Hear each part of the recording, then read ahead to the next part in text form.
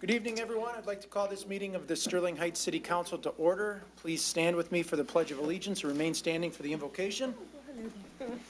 I pledge allegiance to the flag of the United States of America and to the republic for which it stands, one nation, under God, indivisible, with liberty and justice for all. Dear God, please bless our elected officials. Grant them courage and wisdom to do what is right for all citizens. Amen. Amen. Mrs. Riska, can we please have the roll call? Mayor Taylor? Here. Mrs. Sarowski? Here. Mrs. Koski? Present. Mr. Radke? Present. Mrs. Schmidt? Present. Mr. Yanes? Here. Mrs. Zarko? Present.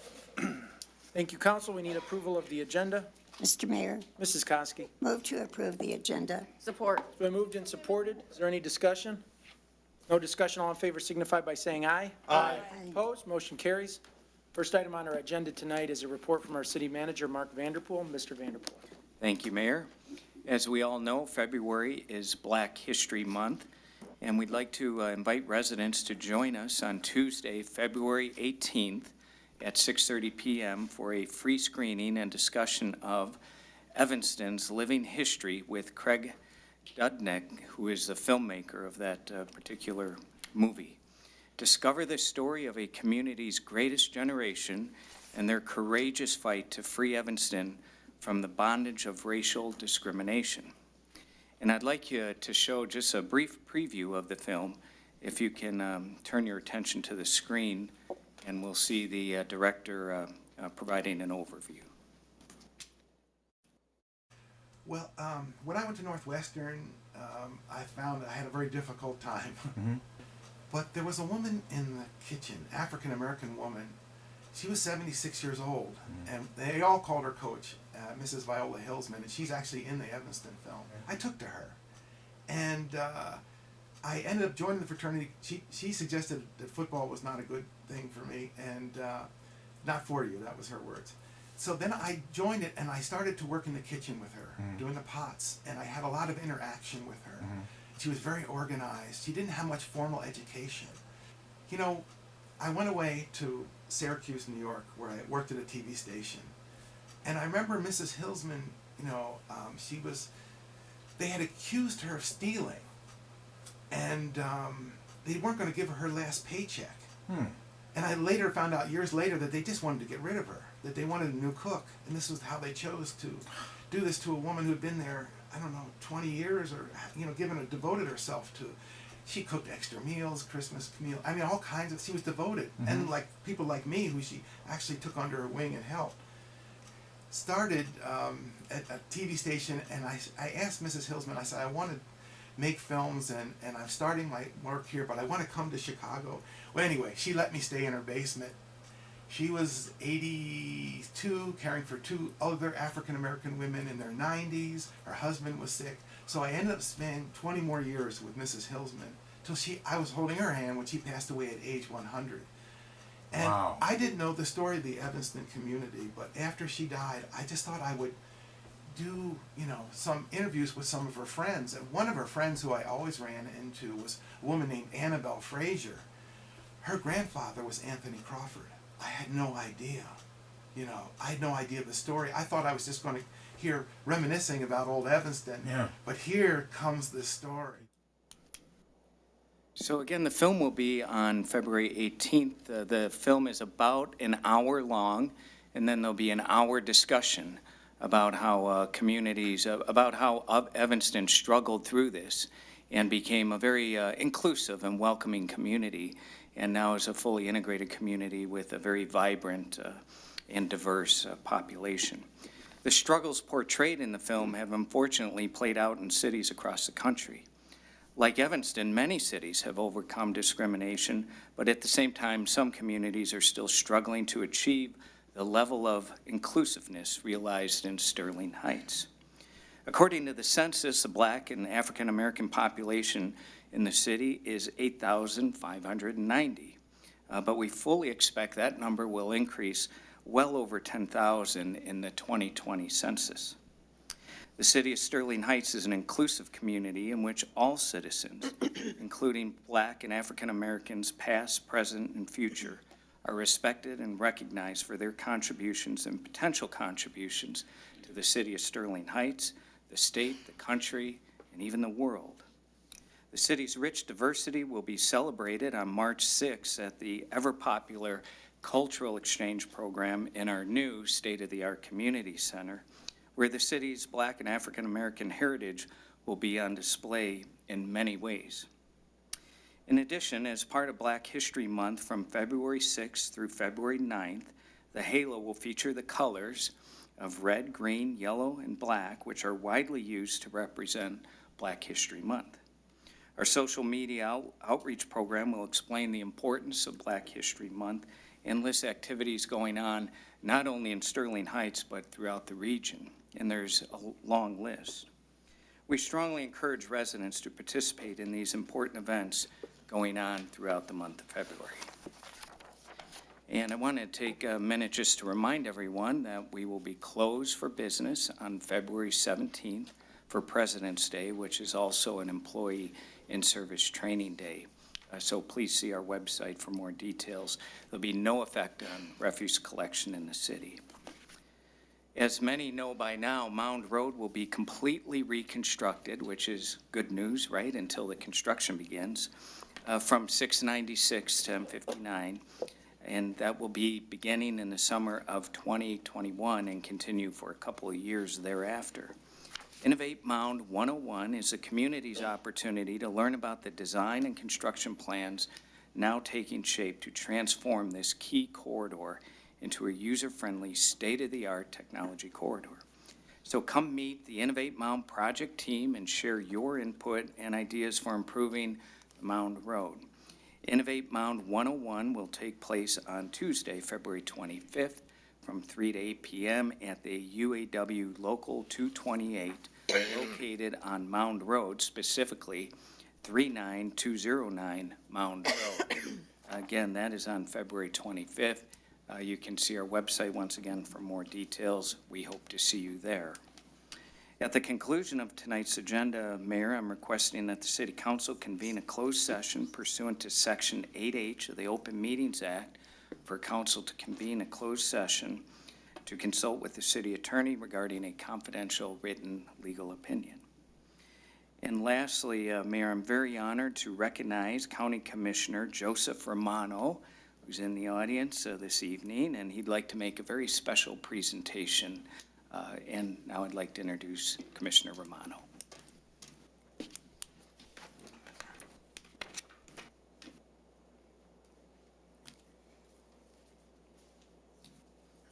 Good evening, Mayor, Good evening. members of council, Good evening, Joe.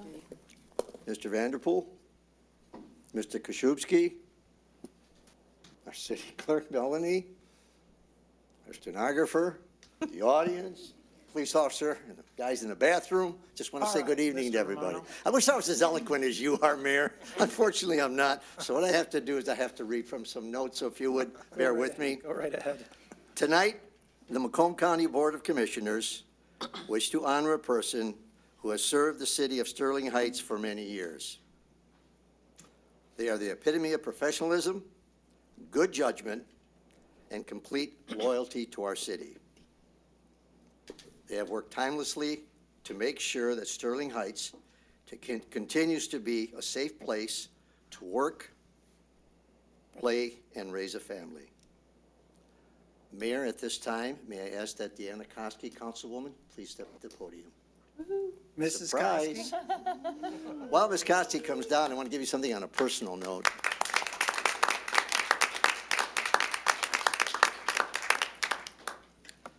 Ms. Koski, Councilwoman Koski, first introduced me to a political career approximately 20 years ago. She encouraged me to run for council. I did that and 20 years later, I was sitting where you're sitting at right now. The rest is history, I guess. I don't know if I should thank her or cuss her out, so. Board review.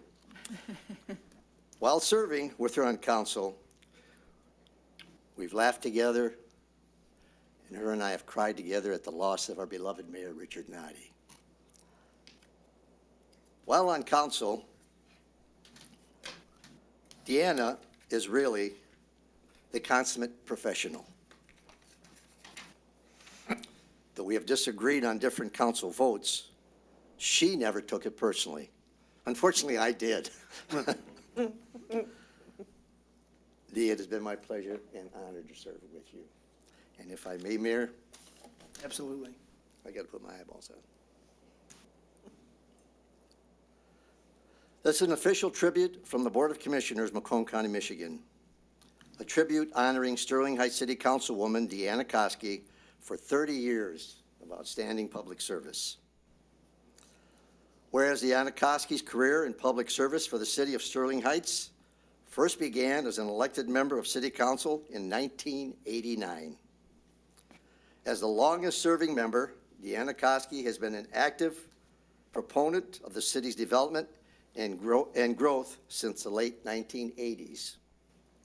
And whereas during the past 30 years, Deanna has been very active at all levels of government service, she has served as Macomb County City Representative for the Michigan State Boundary Commission, Vice Chair of the Legislature and Urban Affairs Committee, the Elected Officials Academy Board, the Public Safety Committee, and the Legislative Government Committee. She was former chairperson for Region 1 of the MML, Michigan Municipal League. She served of the National League of Cities, Public Safety and Crime Prevention Steering Committee, and was a former president of the NCI Women in Municipal Government Association. Whereas Deanna Koski's commitment to the city of Sterling Heights and tireless work to establish both short and long-term objectives and priorities in the promotion of the safety, fair treatment, and community growth should be publicly acknowledged and recognized. Her 30 years of contribution of time and passion to causes which advance the betterment of the community help to define the city's history and will continue to play a role in its future. This declaration of tribute serves to publicly commend, acknowledge, and express gratitude to Deanna Koski for over 30 years of outstanding public service to the city of Sterling Heights. It is being presented on behalf of the Macomb County Board of Commissioners with the best wishes and congratulations by County Commissioner Joe Romano.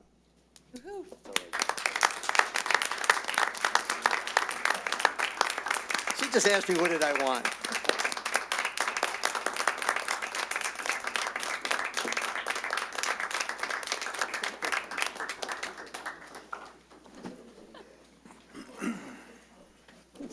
That in. You sure did.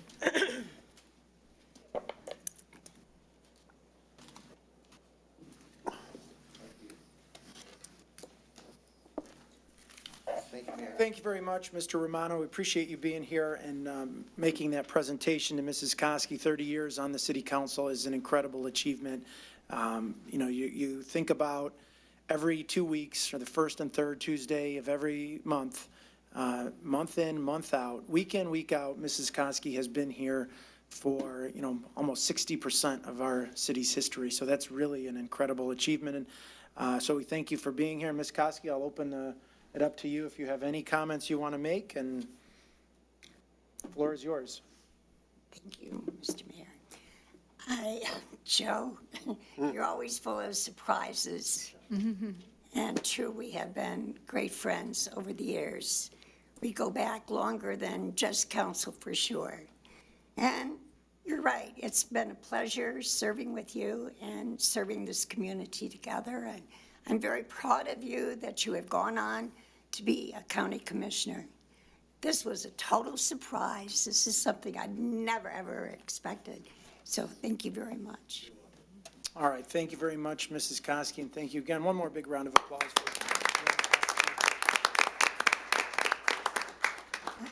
Mr. Vanderpool? Mayor, that concludes my report. Thank you. All right, thank you very much. We do have a presentation tonight, special presentation, so I'm honored to invite up Jeannie Shabath. This is a presentation of the Detroit Institute of Arts 2020 Inside Out exhibition in Sterling Heights. So the chairperson of our Arts Commission and frequent attendee of all things having to do with Sterling Heights is Miss Jeannie Shabath Lewis. I think I left out the Lewis, but still getting used to that. So, Miss Shabath Lewis.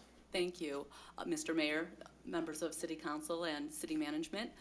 Tonight I was actually supposed to introduce Ian Rapinski from the Detroit Institute of Art. Last minute change, now I'm a little starry-eyed. I actually get to introduce the Senior Vice President of Public and Community Arts Affairs, David Flynn, as well as the Director of the museum, Salvatore Sator Ponce. They're going to discuss tonight about the millage as well as the different things that they're bringing to the city of Sterling Heights and Macomb County. Gentlemen, thank you.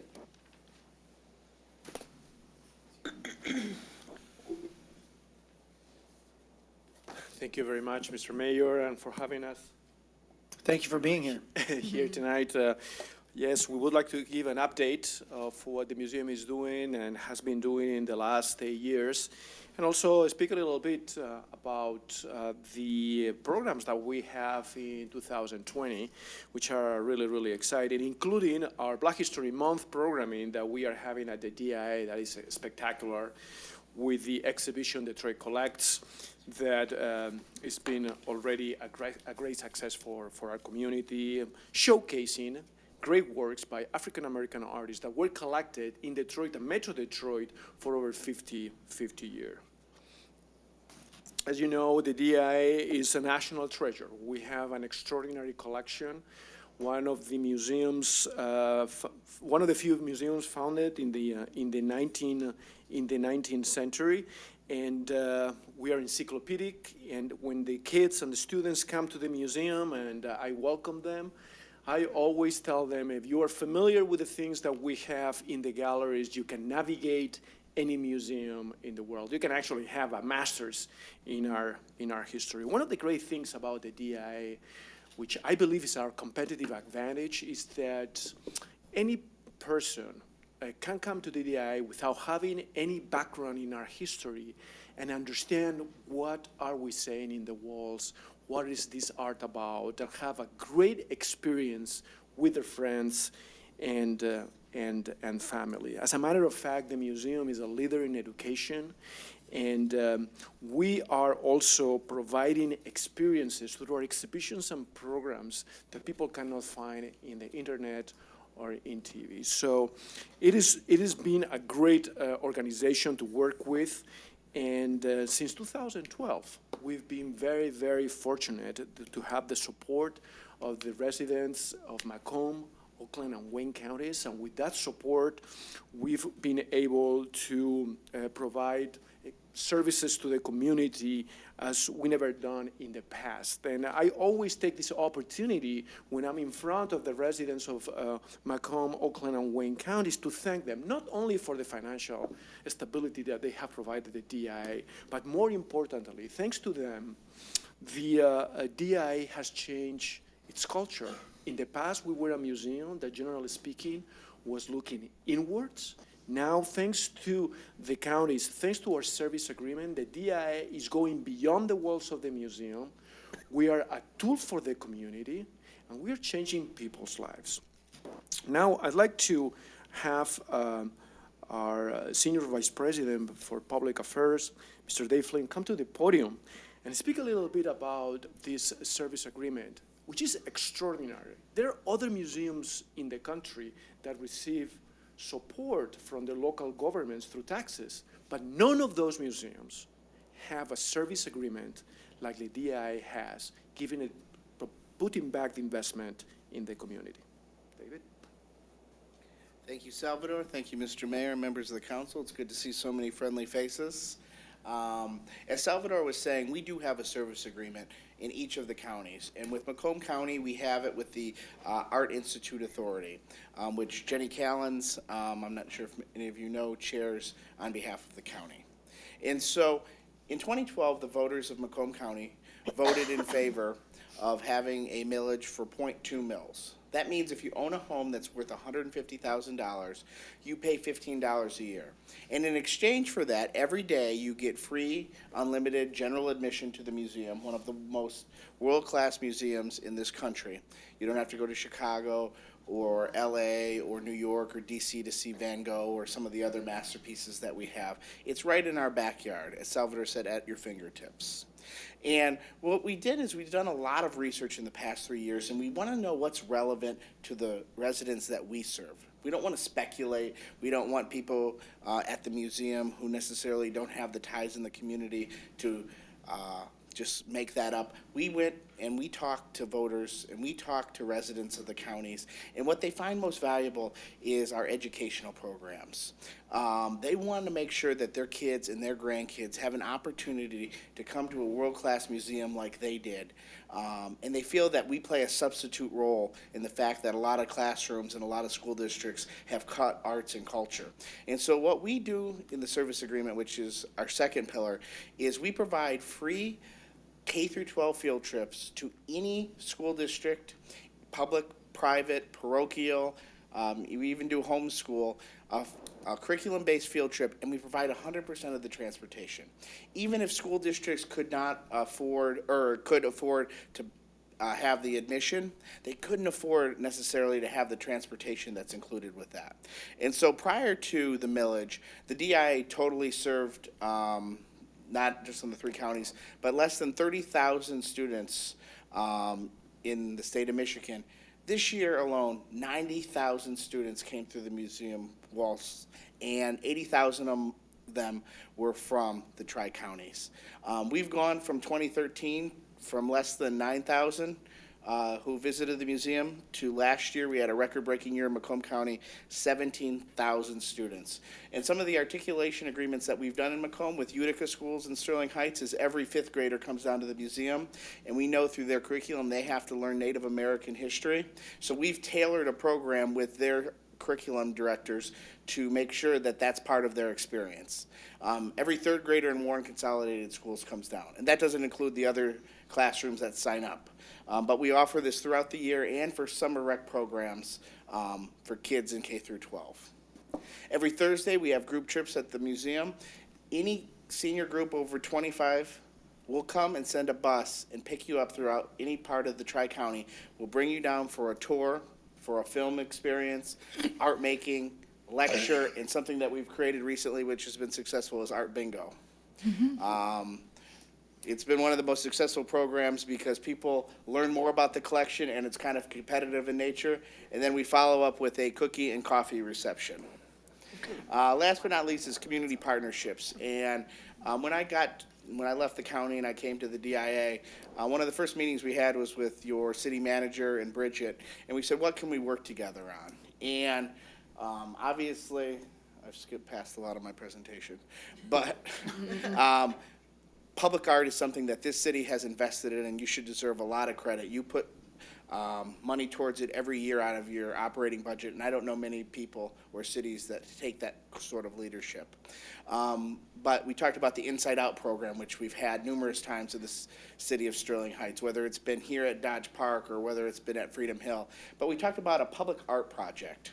I know that's something that you've invested in. So we worked with the City of Sterling Heights Police Department. We came up with a mural that was co-created that reflects what the city of Sterling Heights wants their police officers in their community to view what community policing is. And we had those families down to the museum on 2 or 3 separate Saturdays, and they created mural projects with their kids and their grandkids, and that'll be associated and put alongside that mural project that many of you have seen. And so those are the 4 pillars. So for $15 a year, we find that to be a pretty good value of what you can get out of this millage. And we've seen over 2 million free visits in the Tri-Counties in 8 years.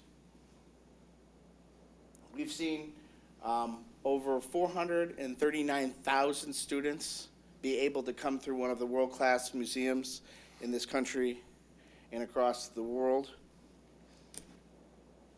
Not sure where I point this thing. One thing I didn't mention is we do professional teacher development where we teach and provide training for teachers to have critical thinking skills put back in their classroom, so it's not just kids coming down to the museum. They can receive some of this education on a yearly basis. We've had over 1,300 senior groups come down to the museum. And community partnerships. And you can see on the left is a mural project that we did with the city of Romeo in the Starkweather Art Academy. And then on the right, you'll see, which hopefully will be up this year, a mural project that we worked with the city of Sterling Heights on in 2018 and 2019. Inside Out has been in over 157 communities, and we're proud that we're at the airport in the North Terminal, and hopefully we'll be in McNamara. And one of the projects that we worked on with the Secretary of State's office, and we will have a ceremony on the 14th of February, I believe, is that every Secretary of State local branch in the Tri-Counties will have several reproductions of the DIA placed in those buildings. And so, before I pass it over to Salvador, and we're happy to answer any questions, we just want to thank the community leaders. We want to thank our partners. We couldn't do this without them.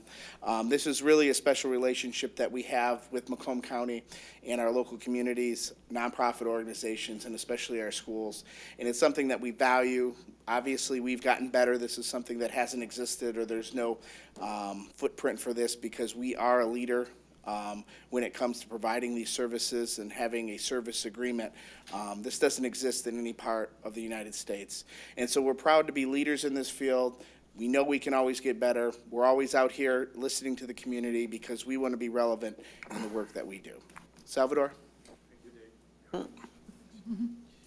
Yeah, this is what Dave was saying is very important, to listen to the community. And I was talking to a journalist before this meeting, and I was saying that we've been on the road in the community since I became director. And it was very important for me to listen what the residents wanted and take those ideas back to the museum, and with our experts, transform those ideas in museum quality product.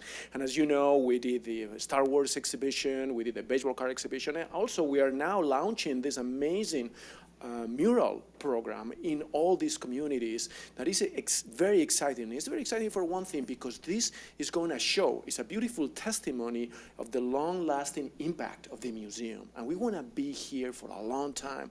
And we want these communities, when they look at the murals, that have these connections with the DIA, with the great murals by Diego Rivera, that is one of our treasures in our collections. So listening to the community, we make the programs, and we also make our exhibitions. And right now we have a fantastic exhibition on the Great Lakes with a local photographer, Jay Gadesh, who has done fantastic images of some of in Macomb County and other places across up north in Michigan. And it's a really, really exciting opportunity to really raise awareness of the wonderful things that we have in Michigan in terms of nature, how we should protect our environment, because we are so lucky to live in the state in which we live. We also engage our communities, and when they come to the exhibition, they know that they can send us photographs of the things that they've seen, and we take those photographs, we receive them via email, we print them, and we put them in the exhibition as well. So there is a place where, our local young artists are already doing things inspired by the exhibition that they see at the DIA. I'm very excited to say and to announce that this summer we're going to be opening 2 fantastic shows. One is on car design, and we are bringing to the museum, inside the museum, 12 cars that were designed and made in Detroit from 1950 to the future. And these cars are 4 from General Motors, 4 from Chrysler, and 4 from Ford. And we had a scientific committee that selected those cars because it was very hard. Everybody had different opinions. We had to be diplomatic with the automotive companies. And this took hours and hours and hours of debate. Just to give you an example, all of them agreed that the Ford Mustang needed to be in the show, but what year? That was the question. And it took hours, 5 hours, to decide what year of the Ford Mustang. And I'm not going to unveil this. You have to come to the DIA to see what is the famous Ford Mustang and the year that it was built. We're focusing here on the creative process of car designers, sketches, drawings, clay models, and the actual product. And, put that in parallel to the creative process of artists in the 17th and 18th century. They did the same thing. So creativity is very important for us. And we want to show that creativity can be seen perfectly fine in car design. And since we are the museum, since we are the city, we are the region that put the world on wheels, we need to elevate this product to museum quality product. So I think it's going to be fantastic. There's going to be lots of opportunities for students to design their own cars in the exhibition. And the exhibition is going to be open for 8 months, and it will be free for the residents of Oakland, Wayne, and Macomb County. Last but not least, I want to say also that in June we will be opening an exhibition on Van Gogh. It's called Van Gogh in America. The DIA is the first museum in the United States, not the Metropolitan, not the National Gallery, not Chicago, Boston. We are the DIA, the first museum in the United States to buy a painting by Van Gogh in 1922. And we want to tell the story of collecting Van Goghs in America, and we have secured, I think now, we are close to 70 Van Goghs that are coming here to Detroit to, really have an extraordinary experience and to see so many together. And I want to make sure that all the kids in Detroit and Metro Detroit see Van Gogh for the first time, not in New York or in Amsterdam, but at the DIA, and of course, in its full glory, 70s. So thank you very much for having us here today, and please let your friends know about our programs and encourage them to come to the museum. And Dave and I are here for any questions that you might have for us. Well, thank you very much, Salvador. That was a very impressive presentation and covered a lot of ground. And I'll open it up to my colleagues on the council if they have any questions or comments regarding the DIA. Anybody? Mayor Taylor. Mayor Pro Tem Sarowski. So I just wanted to thank you for being here, both of you, David and Salvatore. I have always loved art. My mother was an art teacher, and I would have loved to have made a living at being an artist, but that didn't work out so well. But I'm a nurse, it's okay. So it's the one thing that I think is so very valuable is the school programs. When I grew up in Grand Ledge, Michigan, which is west of Lansing, we would jump on a bus every year and come to the DIA from 6th grade through 12th. That was life-changing. And it really made such a difference in so many of our lives that loving art especially, but for many other students, that just to see things they would never have seen otherwise. So this is something that I value tremendously. To have it in my backyard is a gift, and to have it as part of our free entry as a resident for $15 a year, that's amazing. So I'm just honored and thankful that you guys are here and for all that you do for us. Thank you. Council, anyone else? If not, just would like to echo that. We're really lucky to have the DIA here. I've, not used it as much as I should, but every time I get down there, it's such a fantastic experience. I was there, I saw when you were talking about the car exhibit, I was thinking about the Star Wars exhibit, because part of the Star Wars costumes were there. And then there were little vignettes about how they came to be designed, and you could see the notes that the costume designers were creating those from over 30 or 40 years ago. It was really a fantastic exhibit, and everything that you guys do at the DIA, all of the programming I found incredibly valuable. There were, the baseball card exhibit, I saw that too, Paul Miller's, some of the most famous baseball cards, and you don't think of baseball cards as something that you would see at a museum, but it draws you in, and then you're there, and you could literally spend a full day in just one wing and then come back the next day and see things that you haven't seen. And last fall, I had the pleasure of being down there with the mayors from across the country who came in for an event, and we had mayors from literally every corner of the country, and big city mayors and small city mayors, and what struck me is that they said things like, we don't have something like this, There's a lot of cities that would be very, very jealous of what we have here in the city of Detroit, and we take it for granted. It's very unique, and we appreciate you being here, Salvatore. We know you're a very busy man, and you too, David, and the work that you guys are doing to reach out to the community is really incredible, and we're seeing it inspiring people here. And art is that one thing that really can draw communities together and closer, and we're committed to it, and we're committed. I know personally I'm committed to the DIA, so I thank you guys for being here. I got an email from you, not you personally, Salvador, but, at 3:30 this afternoon, here you are with Kermit the Frog right here. So I don't even know what that is, but I'm going to learn more about it. And, you got Frida Kahlo exhibit down there right now. So I'm curious to learn more about what's going on with Kermit the Frog. So we will, So we own a Kermit the Frog puppet. So we own the first Van Gogh in America, but we also own Kermit the Frog. So that is amazing how this museum is. And Awesome. and That's- also that's- Howdy Doody, and we have one of the most important puppet collections in the world. Puppetry is another form of creativity, like card design, like baseball cards. And we believe in creativity, and creativity is a very important thing to be taught in schools.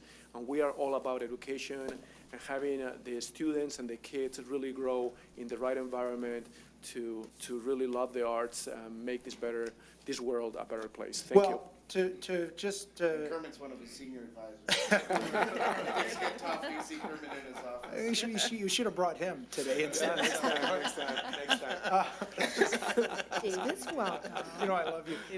Just to tie this up, and in closing, every time I go down there too, I see a lot of school children, and that's a main focus here as well. My daughter is in 4th grade, and she recently did I guess she did a paper about Van Gogh, and she said to me, I have to write a book report about Vince Van Gogh. So I said, well, that's not really his name, but you should make sure you get that right, at least. And so now to be able to tie that in and say, take her down sometime this summer, whenever the exhibit opens, and be able to show her, 70 pieces of Van Gogh and tie it into what she learned at school is really, I think, a powerful thing. So we're not going to take that for granted. Guys, thank you so much for being here. We appreciate it, and best of luck to you both. We'll see you down at the DIA. Thank you. All right. Moving on, council, the next item on our agenda tonight is an ordinance introduction, and this is to consider introduction of a map amendment to zoning ordinance number 278 to conditionally rezone property situated on the east side of DeQuinder Road between Oak Crest Road and Maple Crest Road, north of 15 Mile Road, in section 30 from R60 one-family residential to O1 business and professional office district. This is case number PZ 19-0003.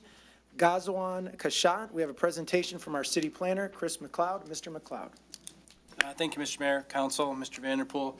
As you note, Mr. Mayor, this is a request for a conditional rezoning from that R61 family residential district to the O1 business professional office district to construct approximately a 3,600 square foot office building on that particular property. The property is just about 2/3 of an acre, 0.62 to be exact. This application has taken some twists and turns to get here. It was a little bit larger to begin with, but one property dropped out. But the application is solid now, moving forward with the singular property with the offices being proposed. In terms of the actual building itself, it's a 3-doctor practice that would also have a ancillary pharmacy. The doctor practice is general practicing for family doctor practice. Hours of operation would be 9 to 5, Monday through Friday. There's one ingress and egress to the site itself. We'll see that in 1 second when we take a look at the site plan that's on to DeQuinder. There was one variance request for that particular site for a parking encroachment into the front yard. Again, we will see that as part of the overall site plan. As noted here, this is the zoning map for the area. This is the last residential piece in this section of the city along DeQuinder. To the north is generally commercial property. To the south is office property. The highlighted red portion of the property is that which remains as part of the overall proposal. That blue square immediately to the right or to the east of that property was the original request. But again, that property has dropped out and is no longer part of this particular request moving forward. The master plan for this section does call for this property to be ultimately rezoned to office, so the rezoning request is consistent with our master land use plan moving forward. This kind of shows an aerial photo of the particular area. Again, that red box is the subject request.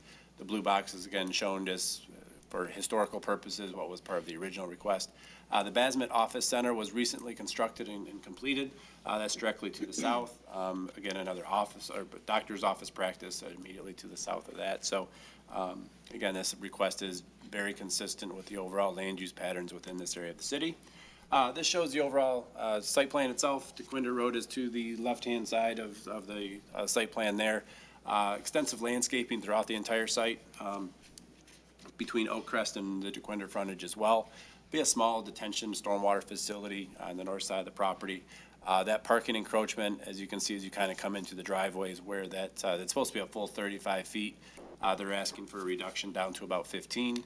But again, as a corner site, it becomes very difficult sometimes to accomplish all the parking without encroaching into that front yard setback. So they are requesting that, but there will be landscaping in front of that to screen all the parking areas. And again, all the rest of the ordinance requirements have been either met or far exceeded with some of the landscaping being provided. This is what the rendering of the overall facility would look like. All brick construction, peaked facade, one-story building. Again, the usage would be for an overall doctor's office building with a small pharmacy specific to the practice itself. So with that, the Planning Commission did recommend this unanimously to the City Council, and City Administration is also making that recommendation. So with that, any questions that council may have, I'll be more than glad to answer them. All right, thank you very much, Mr. McLeod. Is there anyone in the audience who'd like to speak on this item?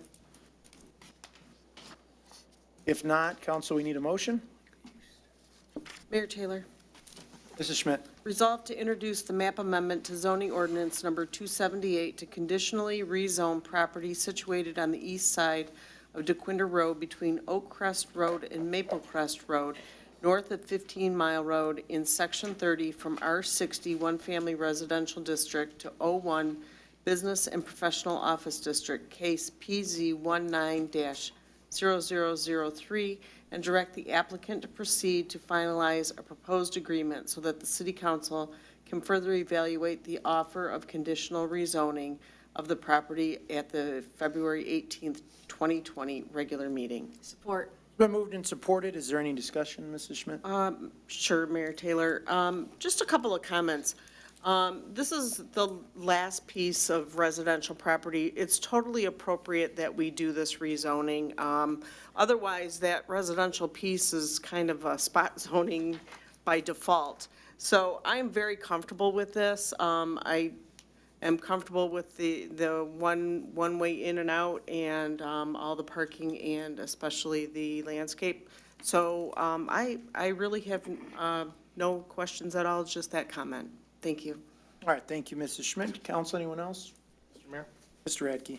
Through the chair to Mr. McLeod, just on the back of the site where it abuts the existing housing property, will that be a wall there separating the site? Mr. McLeod. That's correct. The required district wall will be put in place along that. And looking at the plans, they are also going to have sidewalk on both sides of the new construction, correct? Mr. McLeod. Yes, in terms of sidewalks will be along both roadways, as well as around the building itself with a connection out to that exterior pathway, so fully accessible via pedestrian movements. Excellent. I agree with my colleague, Mrs. Schmidt. I think this is an excellent development to kind of link up the commercial to the north and the existing office to the south. Otherwise, you kind of have a residence tucked between a bunch of businesses, which is kind of an odd way to do it. So I completely agree. That's all I have, Mr. Mayor. All right, thank you, Mr. Radke. Council, anyone else? No further discussion. All in favor signify by saying aye. Aye. Opposed, motion carries. Next item on our agenda is an ordinance adoption, and this is to adopt an ordinance amending Chapter 30 of the City Code to update the city's massage establishment regulations. Is there anyone in the audience who'd like to speak on this item? If not, council, we need a motion. Mayor Taylor, Mrs. Sarowski. resolved to adopt the ordinance amending Chapter 30 of the City Code to update the city's massage establishment regulations. Support. Been moved and supported. Is there any discussion, Mrs. Sarowski? No, thank you. Council, anyone else? Mr. Mayor? Mr. Radke. I'm comfortable with updating our massage ordinance, but I believe that we've set the cap too low compared to comparative cities in the region. We were shown a slide in closed session which kind of showed cities that were near to us and what their regulations were. And the closest city to our size in both proximity and size was Troy, which allows 18 establishments. So in my opinion, we should raise the cap from 12 to 18. I'd like to offer an amendment. So I'd move to amend the ordinance to make the cap 18 with everything else the same.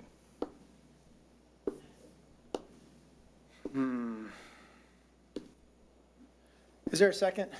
With no second, the motion fails. Mr. Mayor, Anything else? Ms. Koski?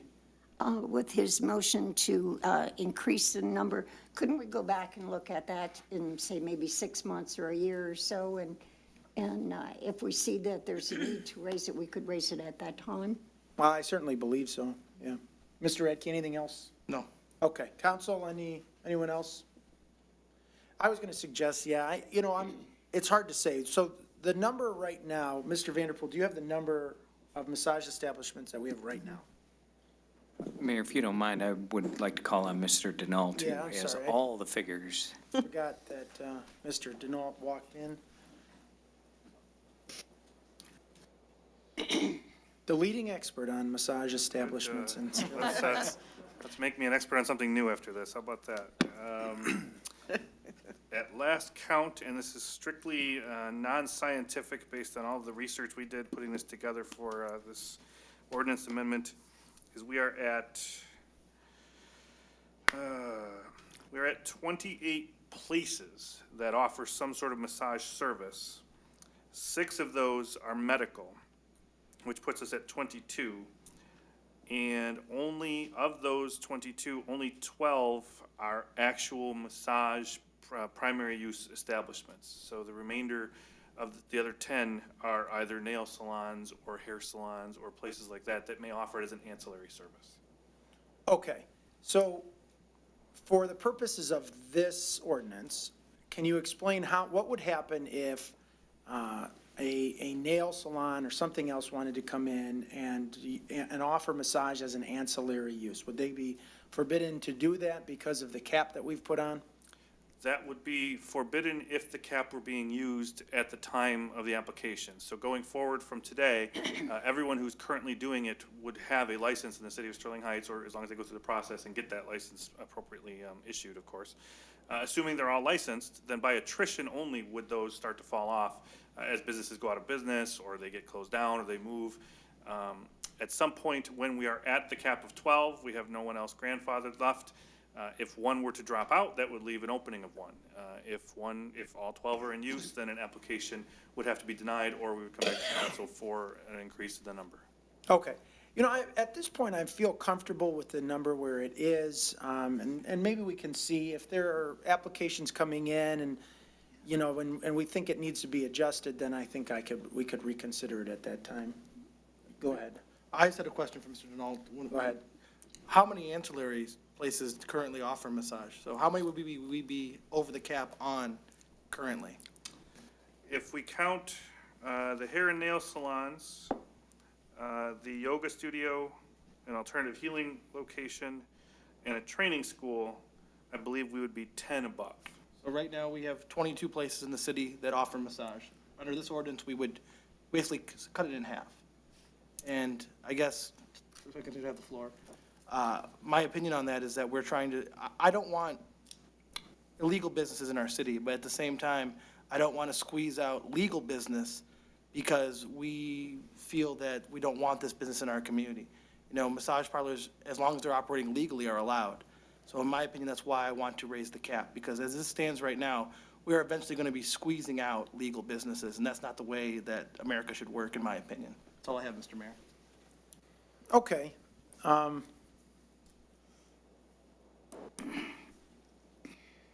right. Mayor Taylor, Go ahead, Mrs. Zarco. while you're thinking, Yeah. through the chair to whoever can answer this question is how often, first of all, are all of the massage parlors right now registered and licensed? And how often do we get a request for a license? If anybody can answer that question. Do you want to come back up, Mr. Denault, or does anyone else? I want to Mr. stay close. Vanderpool? Stay close. Thank you, Mr. Mayor. I can probably only answer the first question, which was how many of the existing ones have a license. I don't have, Ms. Riska might be able to better give you an exact number. To my knowledge, though, not all 22 currently have a license, but that doesn't mean they're offering it either. It just means that maybe they're advertising it on the wall or it's still on Yelp, but it hasn't been tested to see if they're actually offering the service any longer. So as far as we know, do you have any idea? I don't know the exact number. I know that 12 are all licensed, but one is closed down right now. One of those 12 we actually have closed down because of the application process. They were denied in the application process for some irregularities. So of those 12, we have 11 currently open. Yeah, and Ms. Riska? those where that have that have massage as an ancillary use do not apply for a massage license. So currently, they are not licensed Correct. Massage because it's an ancillary use for them. Right, this will be a new initiative. And Go ahead. with regard to how frequently do we have applicants for massage parlors, it's really not that frequently. I think we've had, since I've been here in 2016, I think we probably had maybe 4 or 5 new applications. The rest are renewals. Thank you. No further questions. So then let me ask, we've got 22 establishments, 12 are primarily for massage, 10 are ancillary. Let's say that for whatever reason, 2 or 3 of the primary massage parlors close down. Now, let's say there's 9 or 10 primary massage parlors, and there's 10 or so ancillary massage parlors. There would be no way for a new massage parlor to come in, right? Because you're counting, so I guess the problem could be, what if for whatever reason, a few primary massage parlors shut down, and then the market needs more primary massage parlors? Was any thought given to differentiating license types, saying, you know, if massage is your primary objective and your primary service, that we're going to allow 12 of those. And if massage just happens to be an ancillary, you know, we'll allow 6 of those, or something like that. Was any thought given to that idea?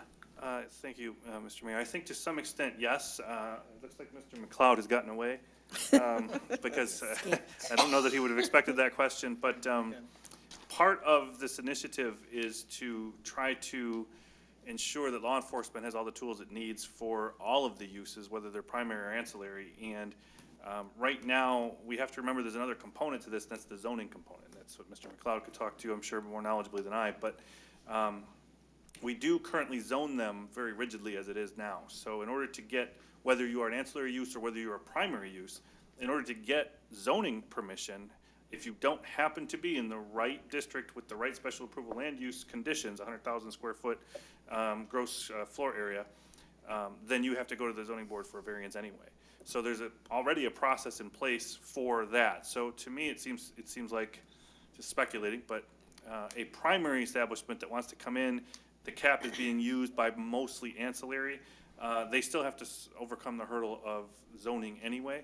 So if they get past that hurdle, then yes, they would be capped out and they'd be on the list waiting for the next opening. Okay. Go ahead, Mike. Oh, well, I just, Sorry, Mr. Radke. pardon me, Mike, no worries, Mr. Mayor. We both have great names. I guess my point would be, I agree with the mayor on the differentiation of the license, because what could happen in the city is that for some reason or another, businesses could leave the city. We could have all of our massage parlors leave the city, and then all the licenses are now being used by ancillary uses. So you would not have any, not that we have to have a massage parlor, but we would not have any full-blown massage parlors in the city. We would all have nail salons that might offer massage. And that seems to be the goal of this ordinance, in my opinion, is just to squeeze out legitimate business.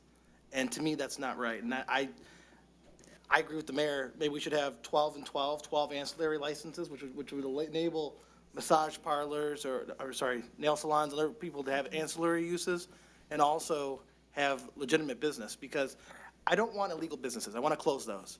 But at the same time, it's a legitimate business when practiced correctly. And I don't want to limit legitimate business because there are people who are doing things they shouldn't be doing. That's all I have, Mr. Mayor. Yeah, I think I'm, Mr. Yanez, go ahead. Yeah, so just to be clear, if you're offering massage, you are licensed by the state, is that correct? You're a massage therapist? The individuals are, yes. The individuals are. And we're saying that not every spa that offers massages are offering massages by licensed therapists, correct?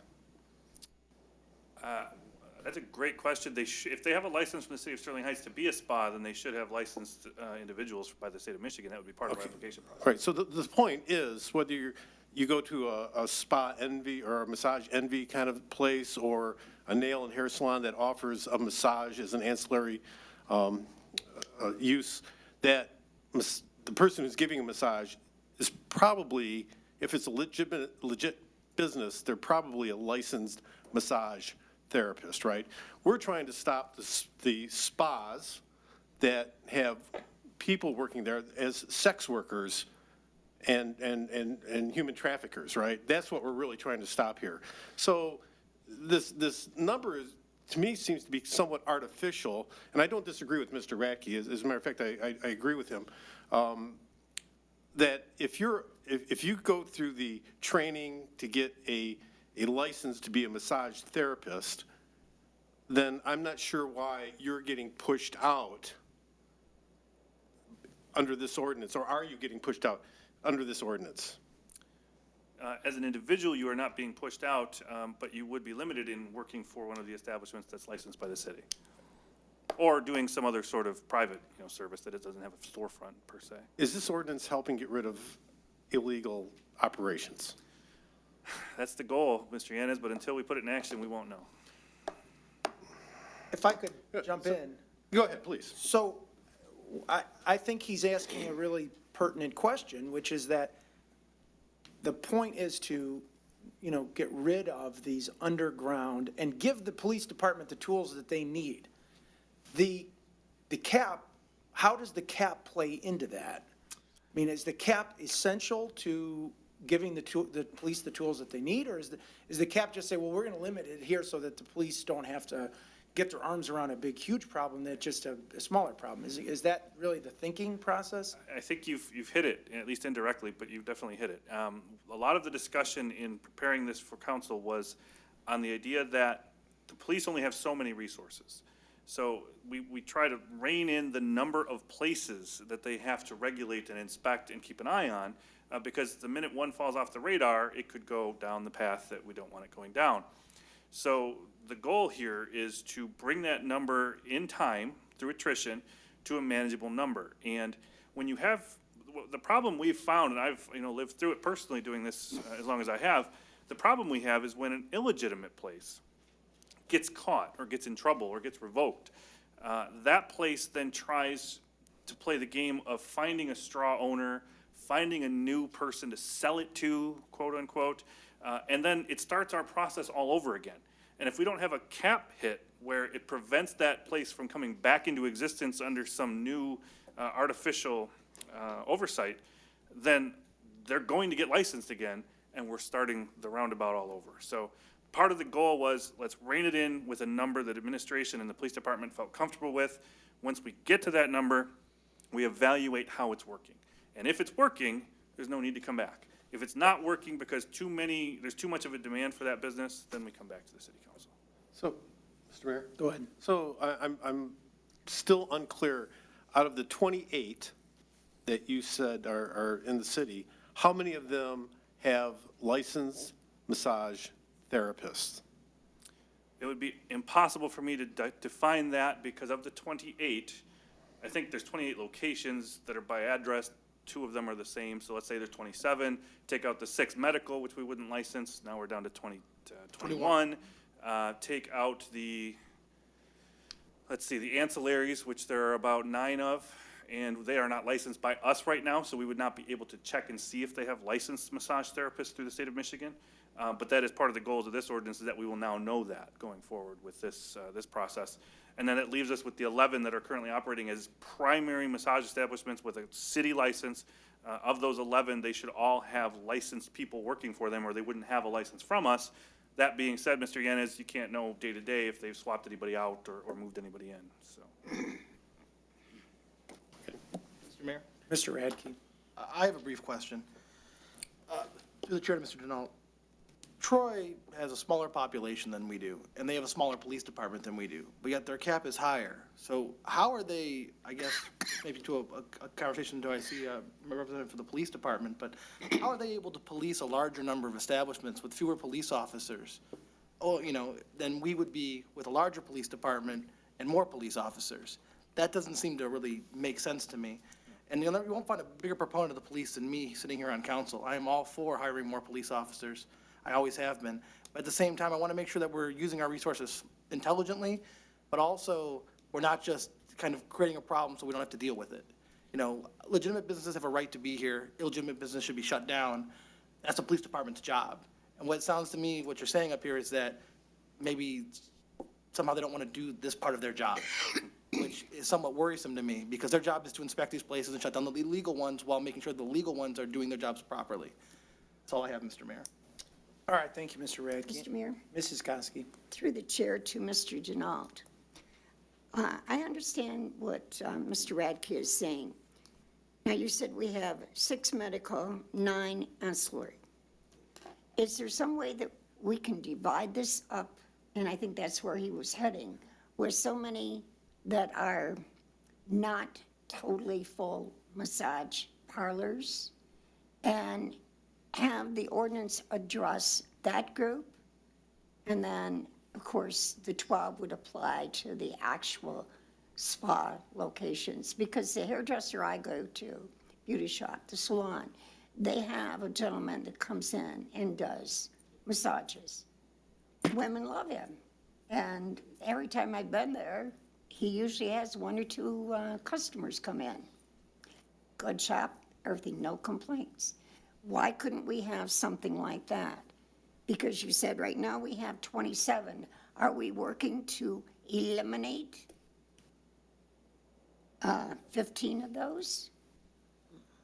Is that what we're doing? Mr. Denault. If I may, thank you, Mr. Mayor. That happens, like if you've got your salon that's doing ancillary and your medical that's doing massages, you're going to eliminate them to get that number back down to 12. So to your question, first, the medical is out of this, so we can eliminate those 6 right off the top. Don't worry about the medical. They don't need licensing. They are done by chiropractors, doctors. They're under supervision and for medical treatment. So they're grandfathered and forgotten. They will just be forgotten and overlooked. They will not be part of our licensing process. We will not make them go through that process. They are medical facilities. So that takes us back to the question that's been raised. We did talk about the possibility of trying to create 2 categories. The struggle from administration side, and certainly from police and the zoning and planning side, is in trying to define them in a way that they can't just then get around. So let's say we were to agree that we're going to have 10 primaries and 10 ancillaries in the city of Sterling Heights, and the primaries are full. So someone comes in and says, well, it's just going to be an ancillary use. We're not really going to be a massage parlor. Policing that has been one of these most severe struggles, I think, that zoning, planning, and police have had over the course of the last 20 years. And briefly on the subject of law enforcement resources, if I may, I have personally watched, it's not that the police department has not prioritized these kinds of things, but I've watched during the recession particularly, where the police department resources have to be allocated elsewhere. We just, every community went through a time when budgetary restrictions required that manpower and resources be devoted to certain other things. And this, unfortunately, was not something that could be devoted to during that period of time. And it's only now slowly starting to get back where the police department has the resources and the ability to monitor. And this is part of that initiative. This is part of the goal is before we see what happened in Troy and Warren and other places happen here, the police department wants this to be something that's at the forefront, and that's part of why this ordinance is before you. But that's the resource part of this. The actual ancillary, it's tied into your question, Ms. Koski, because trying to enforce who's ancillary and who's not has been probably the number 2 thorn. The number 1 thorn, of course, is just keeping an eye on every place that there is and having the resources to do that. But the number 2 thorn has to be trying to sort out who's deceitful and who's telling the truth. And the games that will be played in order to get the ancillary permission probably outweigh anything we could write to try to govern that. It's a good thought. Mayor Taylor? Mrs. Schmidt. Thank you. Through the chair to Mr. Denault. So you mentioned medical facilities are totally off what if a new medical facility comes in? They're still good? Still off. Okay. The ancillary businesses that do not have license at this time they're grandfathered in as long as they go through the licensing process. Now, what if there is, like my hair salon has a massage table and has an occasional person doing a massage there?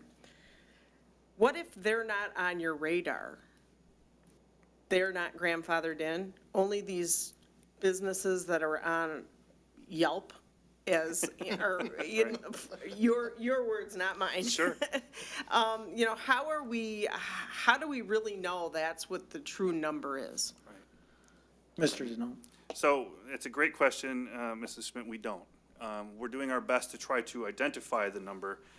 One of the initiatives I'm sure that we'll work with the city clerk's office on is getting the word out, as we've done with other types of business regulation ordinances over the years, getting the word out to the community so that the community says, your salon or whomever says, we offer massage as a service. And the word is out that we need to get a license if we want to stay licensed under the new city ordinance. So they'll get the message, I hope, through all the messaging channels that the city can bring to bear. Certainly if they don't, then obviously we'll have to reevaluate how we go forward with businesses like that missed the boat, and maybe come back to council for amendments if we find that that's a problem that we didn't anticipate. Okay, I am comfortable with the way it's worded now because of the fact that if it becomes too restrictive, we can always amend it. I'd like to give our officers the chance and the other departments a chance to see how this all plays out. At this point, we're well above what's allowed anyways. So I think because Ms. Ruska said we don't get that many to begin with, I'm willing to keep it as it is and if necessary, come back and revisit it if it becomes an issue. But right now, it's not an issue. So I'm comfortable the way it is, and I have nothing further. All right, thank you, Ms. Schmidt. Anyone else? Getting a death stare. Yes, over Mr. here, but- Taylor. Go ahead. Thank you. Through the chair to Mr. Koszybski. So as the amendment, or excuse me, as the ordinance is written right now, we can come back at any time frame to amend it, correct? Mr. Koszybski. Yes, that's correct. So we don't need to build in a time frame. It's good to go. We can come back at any time. Okay, I'm comfortable with that then. Thank you. All right, you know what, if, Mr. Radke, if you make the amendment again, I'll second it, and, I move to amend the motion to make it 18. I'd rather have the cap higher, then we can always lower it if we see there's still a problem, than have it too low and allow legitimate business to be excluded. So I move to amend it to the cap of 18 instead of 12. Support. Okay, it's been moved and supported. We had some good discussion on this issue. We can have more discussion. The reason I asked Mr. Radke to make that is because I think Mr. Denault is right, and I don't want to cause confusion by making two separate types of licenses, because that would be ripe for abuse probably if we did that, and it would be just difficult to regulate that. We are putting a regulation, you know, we're putting regulations on massage establishments that we haven't had before. I believe that this ordinance is going to give police officers a better ability to ensure that nothing illegal is happening there. And so to me, I don't see adding 6 more as being something outside of what our police and city can handle. I'm aware that there isn't a whole lot of demand for new licenses, and I anticipate that that would probably stay. But the difficulty I have is, as Mr. Radke pointed out, what we're doing is we're creating a problem where there is a market for massage in the city. We're a city of 135,000 people, and I don't want somebody who needs a massage or wants to go get a massage or does that on a regular basis to end up having to go somewhere else out of the city, or to go to another one in the city that's busier, or to go to somewhere that only offers it ancillary to other services. So I think that 18 would be a number I'm comfortable with. And is there anyone else that wants to discuss that? If not, Ms. Riska, could we have a roll call vote on the motion to amend from a cap of 12 to 18? Yes. Mrs. Kosky? Yes. Mr. Radke? Yes. Mrs. Schmidt? No. Mrs. Sarowski? Yes. Mayor Taylor? Yes. Mr. Yanas? Yes. Mrs. Zarko? No. All right, motion to amend to a cap of 18 passes by a vote of 5 to 2. Is there anyone else that would like to make any final comments on the motion, on the main motion on the floor to approve the ordinance as amended? If not, Ms. Riska, could we please have a roll call vote on the main motion as amended? Mr. Radke? Yes. Mrs. Schmidt? No. Mrs. Sarowski? Yes. Mayor Taylor? Yes. Mr. Yanas? Yes. Mrs. Zarko? No. Mrs. Kosky? Yes. All right, motion passes 5 to 2. And thank you, Mr. Tinault. I joked with you when you came up, but, you know, you put a lot of work into that and a lot of value, very valuable information, so we appreciate everything that you did on that. All right, moving on, the next item on our agenda tonight is the consent agenda. Is there anyone in the audience that would like to speak on any item on tonight's consent agenda? If not, council, we need a motion. Mr. Mayor, Mrs. Kosky. move to approve the consent agenda. Support. It's been moved and supported with no discussion. All in favor signify by saying aye. Aye. Opposed? Motion carries. Next item is a consideration item, and this is to consider a request to transfer ownership of an escrowed 2019 Class C liquor license from Carrot Projects LLC to Soul of Detroit LLC. Transfer location from 17470 Hall Road, Clinton Township, to 13830 Lakeside Circle, Sterling Heights, with new SDM license and Sunday sales, AM/PM, new dance entertainment, and outdoor service permits. Is there anyone in the audience who would like to speak on this item? If not, would you like to speak, sir? Okay. If not, council, we need a motion. Mr. Mayor. Mr. Radke. Resolved that the request to transfer ownership of an escrowed 2019 Class C liquor license from Carrot Projects LLC to Soul of Detroit LLC, transfer location from 17470 Hall Road, Clinton Township, Michigan, 48038 to 13830 Lakeside Circle, Sterling Heights, Michigan, 48313, with new SDM license and Sunday sales, AM, PM, new dance entertainment, and outdoor service permits be considered for approval. Support. It's been moved and supported. Any discussion, Mr. Radke? I just hope the petitioner would come up and tell us a little bit about their restaurant that they want us to approve today. Come on up, sir, if you, we'd love to hear more about it. Yeah. You've got, you know, No audience at home to talk to. very high television ratings for Yes, city council. great advertising. Mr. Mayor, City Council. How are you all? My name is Maurice. My wife and I are, we're opening up the Soul of Detroit restaurant. We are lifelong Detroiters, and we moved out to Chesterfield. We built the house here 20 years ago. So now we wanted to just bring a little piece of the city with us. I frequently go back there to go listen to a little jazz and blues, which is where my heart is. So we're trying to open up a restaurant here where we can have blues entertainment on Friday nights and Saturday nights, where we can, you know, don't have to take that long trip up 94 to have a good time. And we want to invite, you know, everybody else to, you know, enjoy what we enjoy on a daily basis from our roots in Detroit. Wonderful. Mr. Radke, anything else? I just have a quick question. So reading the thing, it's going to be like just live music on Friday and Saturday nights, jazz of some sort, and then Southern style food? Correct, yep. More of a Cracker Barrel type of cuisine, a little bit more upscale, but, and we like, some jazz and blues on the weekends. Thank you. Just to relax. I'm excited because it's taking up right now an empty place at Lakeside Circle. You're going to be here for the rebirth of the future of Lakeside Village, which I think is going to be amazing, and I appreciate you wanting to invest in our city. I appreciate you. All I have, Mr. Mayor. All right, thank you, Mr. Radke. Council, anyone else? Ms. Sarowski? Yeah, I just wanted to say thank you for coming. Blues is my husband's favorite music to listen to, so he'll be so excited to be able to not have to go all the way down to Detroit when we want to see and listen to some music. So welcome. It'll be, as Mr. Radke said, it's in a great location. It's different than what we have here right now, so that's very good. We want, new and innovative ideas and projects, and so welcome, and we're looking forward to it. Great, thank you so Yeah. much. I appreciate it. Mr. Mayor, Mrs. Kosky?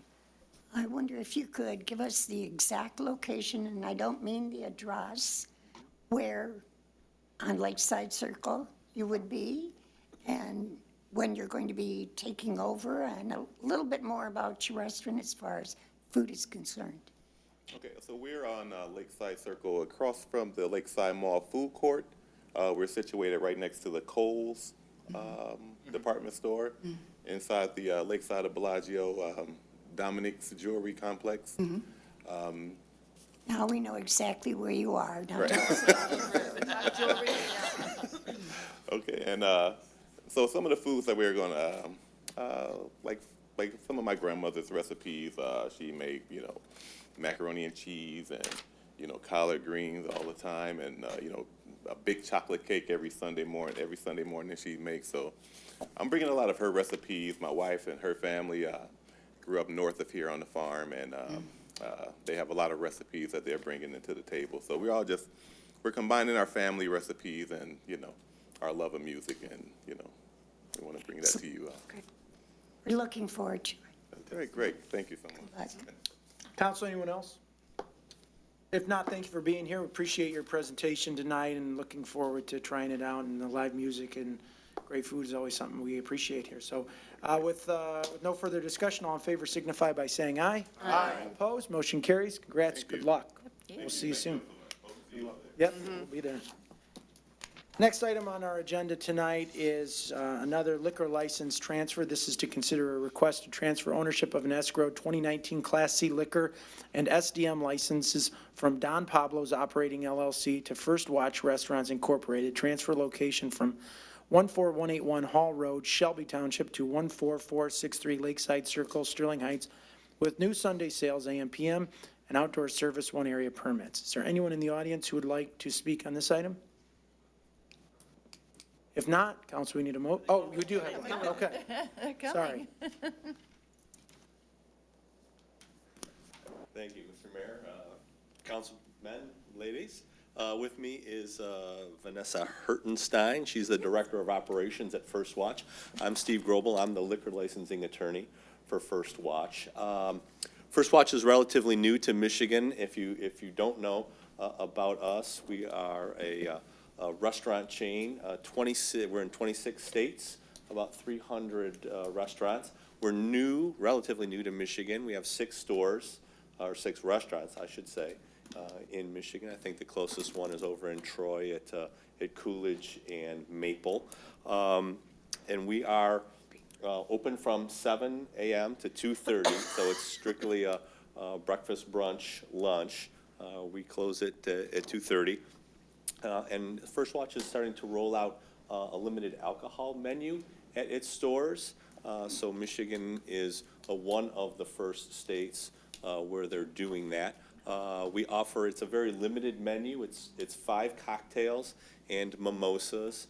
They're all pre-mixed. So there is no bar per se at First Watch. You can't walk in and order a gin and tonic or a rum and Coke. They have only one item on tap, which is a hard seltzer, so there's no beer on tap, and like I say, there's sort of a bar that you're able to just order a drink. You can order from one of our 5 pre-mixed cocktails, and they will bring that to you. We have some restaurants with licenses already. We're seeing alcohol is a very small portion of our sales, running about 95% food, 4 to 5% alcohol. So it is not a large part of our business, but it is something that First Watch decided that they wanted to make available to our customers. So right now we are Starting training today, and Vanessa can speak to that a little bit. We've got a soft opening on the weekend for some lucky friends and family who get to eat the $1 Million bacon and some of the great pancakes. All the stuff is very made from scratch. It's all very fresh. It's really a terrific breakfast. We are looking to open on Monday, obviously with your, pending your approval. And I do want you to know, we do have our MLCC approval. Our license has been transferred.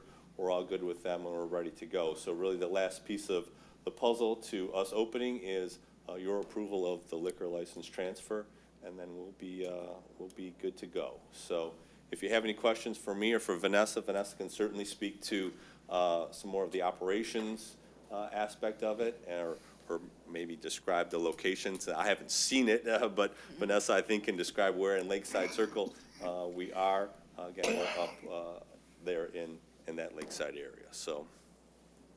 Okay, you want to add anything right now, or do you want to wait for questions potentially later? Oh, no, please, whatever you folks have for me. Okay, so what we'll do is we kind of open it up to everybody else in the audience. There probably won't be anybody else, but then we'll deliberate. If we have questions, we'll ask. Okay? All right, anyone else? If not, council, we need a motion. Mayor Taylor? Oh, do we have one more? Oh, sorry, ma'am, come on up.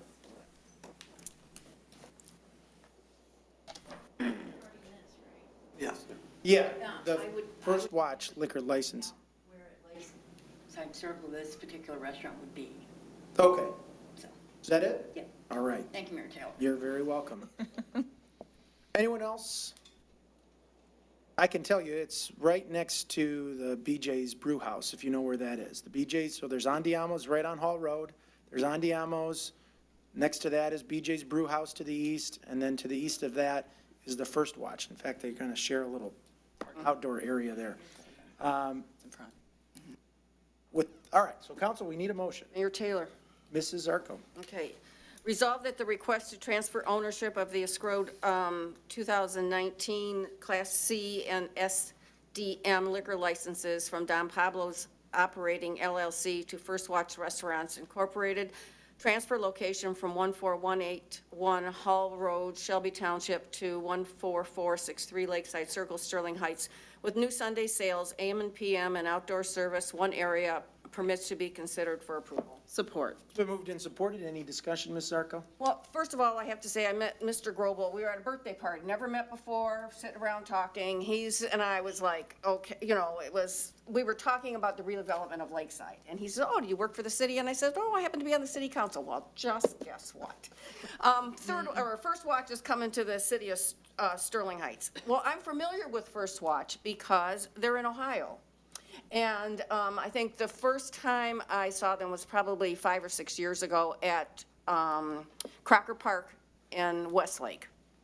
And my daughter went to school in Dayton, and so somewhere in the southern part of Ohio, they have them too. And we've talked about it, and it's an experience, and very nice experience. And the fact that you're choosing Sterling Heights for another location, I think is special for us. So I wish you luck. And I think this is a great addition to what we have going on in that area, and I think you're coming in at the right time.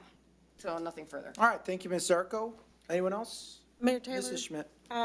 I'd like to say that I'm really excited about this. I have been to the First Watch in Troy a few times, and I think it's an amazing product that you put out. I was wondering why you would go through the liquor license process at 4% of that, but I think it's just something that you can offer your customers, and because it's such a good product that you do put out, I have no problem with it at all, and I wish you well. I welcome you. I think it's amazing tonight. Two new restaurant establishments coming into the Lakeside Circle, where we're talking about the demise of Lakeside Mall. It's really encouraging that businesses are willing to take a chance and continue to come to Sterling Heights. So I thank you and I wish you well. Council, anyone else?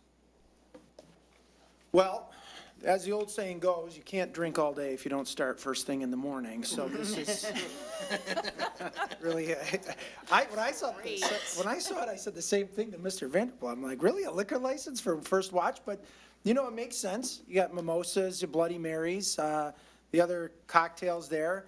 Can you explain how that's going to work exactly? Because you said it's kind of like pre-mixed already, so are they going to be making it in the store, just kind of like behind the scenes, unlike at a bar where you might see it happening right there in front of you? How are the drinks going to be prepared? So if I may, so we have fresh squeezed juices that are made in an industrial juicer every morning. We have what we call our kale tonic, and then we also have our morning meditation, as well as a seasonal juice. So that is something we've been offering for a very long time. It sets us apart from any other competition. You can't get a fresh squeezed juice at Cracker Barrel.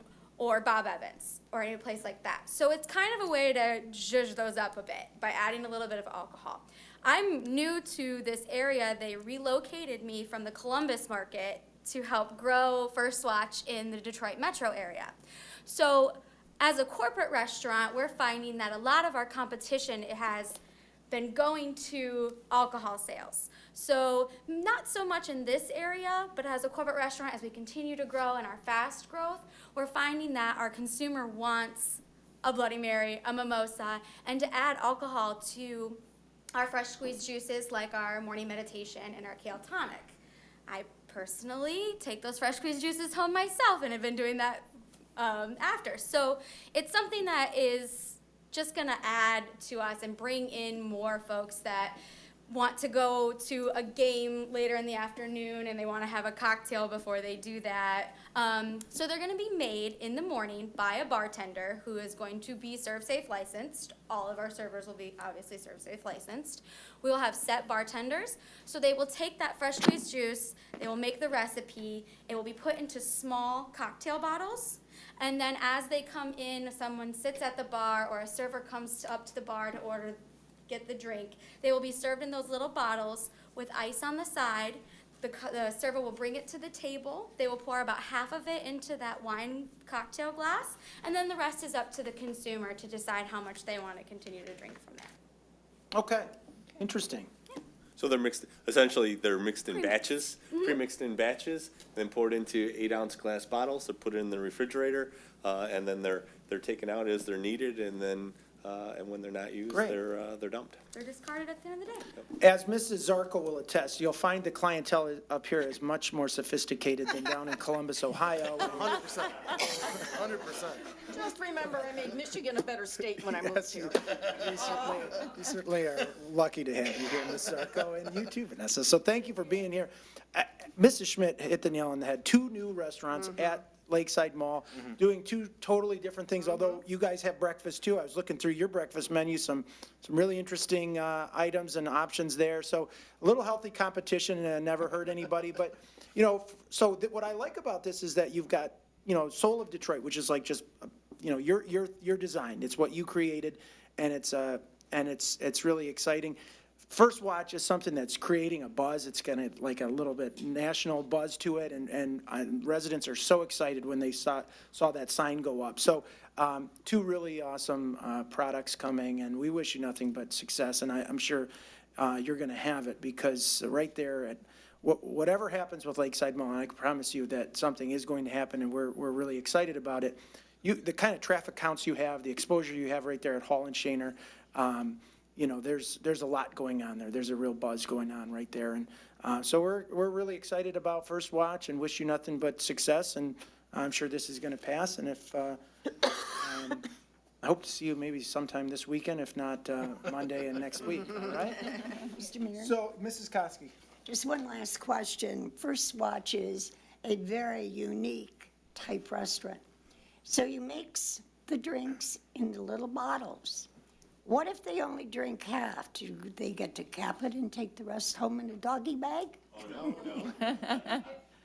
LCC frowns on that kind of behavior, so no. No walking That will out the stay door. there and be discarded. No doggy bags. No, unfortunately, no. Good luck to you. It sounds like it's a very nice place. Council, anyone else? No further discussion. All in favor signify by saying aye. Aye. Opposed? Motion carries. Congrats. Good luck to both of you. Thank you. Thank you so much. All right. Moving on, next item on our agenda tonight is a consideration item. This is to consider approval of the memorandums of understanding between the City of Sterling Heights and the Michigan Association of Public Employees, Professional and Technical Employees Union, and MAPE Technical Office Employees Union. We have a presentation from our city manager, Mark Vanderpool. Mr. Vanderpool. Thank you very much, Mayor. Pursuant to the terms and conditions of the current collective bargaining agreements between the city and the union you just mentioned, bargaining unit members may request a reclassification of their current position in circumstances where they feel there has been a fundamental or permanent change in their job responsibilities. The requests for reclassification were received on October 2019. The city's consultant, Romberg, Stover and Associates, processed a request for reclassification using the following steps: a complete review and analysis of the employee request. They conducted interviews with both employees and the employee's direct supervisor.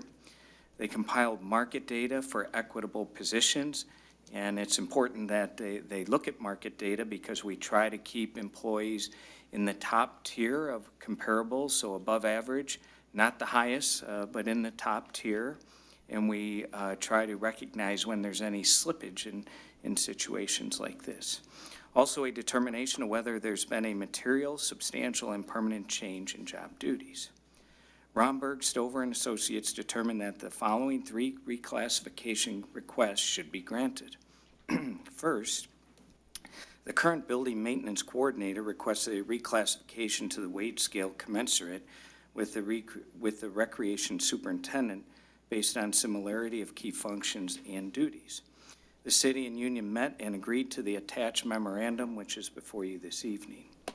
The new job classification is to facilities maintenance superintendent. Secondly, the part-time police lab technician requested a reclassification to a new job classification with an associated higher wage due to the material change in core job functions as well. The city and union met and agreed again to the memorandum that's before you this evening. The new job classification in this case is criminal investigations assistant. And lastly, a civil engineer 2 requested a reclassification to a new job classification to a higher wage, again due to material job duties resulting from reassignment of responsibilities previously discharged by higher paid positions. The city and union met and agreed to, again, the memorandum that's before you this evening, and this new job classification is lead civil engineer. Under the terms of the CBAs, the city is bound by the reclassification determinations made by the consultant. And if the MOU is approved, the new classifications and associated job duties will be effective February 1st, so retroactively in this case. With the aforementioned in mind, city administration is respectfully recommending approval of the applicable memorandums of understanding. I'd be happy to address any questions you may have. All right, thank you very much, Mr. Vanderpool. Is there anyone in the audience who would like to speak on this item? If not, council, we have 2 suggested actions. Would like to make the first motion? Mayor Taylor. Mrs. Zarko. First action, resolve to approve the memorandum of understanding between the City of Sterling Heights and the MAPE Professional and Technical Employees Union, creating the Facilities Maintenance Superintendent and Criminal Investigations Assistant Job Classification, and authorize the mayor and the city clerk to sign on behalf of the city. Support. It's been moved and supported. Is there any discussion? I think it's, Mr. Vanderpool explained it. I have no questions about why they want to do this. I understand. Council, anyone else on this item? If not, all those in favor signify by saying aye. Aye. Opposed, motion carries. The second suggested action, Mayor Taylor. Mrs. Zarko. Resolve to approve the memorandum of understanding between the City of Sterling Heights and the MAPE Technical Office Employees Union, creating the lead civil engineer job classification, and authorize the mayor and the city clerk to sign on behalf of the city. Support. It's been moved and supported. Is there any discussion? No discussion. All in favor signify by saying aye. Aye. Opposed, motion carries. Next item is to consider to consider nominations to City of Sterling Heights boards and commissions. Is there anyone in the audience who'd like to speak on this item? If not, this one, council, is, let me pull this up here. This is for the, where is it? Oh, here it is, ZBA and Board of Review. One, this was postponed from the last meeting, Zoning Board of Appeals, one opening, City Council appointment to a term ending June 30th, 2020. Is there anyone who'd like to make this nomination? Mayor Taylor, Mrs. Zarko. resolved, it being in the best interest of the city to appoint Devin Koski to the Zoning Board of Appeals to a term ending 6/30/20, subject to the appointee meeting the qualifications set forth in Charter 4.03 and taking the oath of office in 2 weeks. Support. All right, it's been moved and supported, but Mrs. Zarko, I believe you used the term appointment, and this is a nomination. That's the way this, okay, So do we need her to withdraw and start over? Withdraw and start over would be. but it's, okay, let me go back So to just this, use- but as it's written in what we have, okay, well, let me go back. I'll make you happy. Thank you. Okay, resolved to nominate Devin Koski for consideration as appointee to the Zoning Board of Appeals at the February 18th, 2020 regular city council meeting. Support. Been moved and supported. Any discussion, Ms. Zarko? Yes. Only because we're going to do full disclaimer here. Devin Koski is Mrs. Koski's son. And in reviewing the applications and his involvement with the city for over 33 years, and the fact that he has a background in many different areas. He's a product of Warren Consolidated Schools. He is still a master mechanic. He holds a real estate license, holds a bachelor's degree in science. He is HUD certified Section 8 inspector, is also a graduate of the Dale and Carnegie course, and pretty much has been involved in the city 30 of the 33 years that he's actually lived here. And that's because he pays attention to what goes on, as well as we see him at many different city events. He's courteous, he's knowledgeable, he's articulate. So I feel that he would be a good addition to this board. And I know, I don't want to hear nepotism, because there are times that in a case like this, Mr. Koski had to go above and beyond what somebody else would have had to do or to, in order to even get this nomination. In other words, it wasn't just because his mom's sitting here. It's in order so that we don't look at this as being nepotism. He had to prove to us that he's actually overqualified to do this volunteer position. So, nothing further. All right, thank you, Mrs. Zarko. Is there anyone else who has any comment? Mr. Mayor. Mr. Radke. You know, I appreciate Mrs. Koski's son. He's a great guy, and I think he'd be a credit to the city. I, however, do not believe the city should go down this road. I think that it is nepotistic, and I think that we all have family members we could appoint to committees. I don't think we should start doing it now, and I'm against it for any member of this body to appoint a family member to a committee that is considered an essential committee in the city, be it the ZBA, the Planning Commission, you know, city where they have control over either law or money. I don't think it's proper, so I will vote no. That's all I have. All right, thank you, Mr. Radke. Anyone else? Council? Mrs. Mayor? Koski. We have done this before. If I remember correctly, it was Virginia Fetty, who was head of finance. She has a daughter that wanted to become employed here in Sterling Heights. She had great qualifications. It came to council, and again, it had to be a 5-7 vote. And we voted to allow her to be hired because in that council's opinion, the only one that would suffer for not appointing her would be the residents, because it's our duty to get the best qualified people in the positions that serve the community, to serve the residents. I can ask you, why are we educating our employees?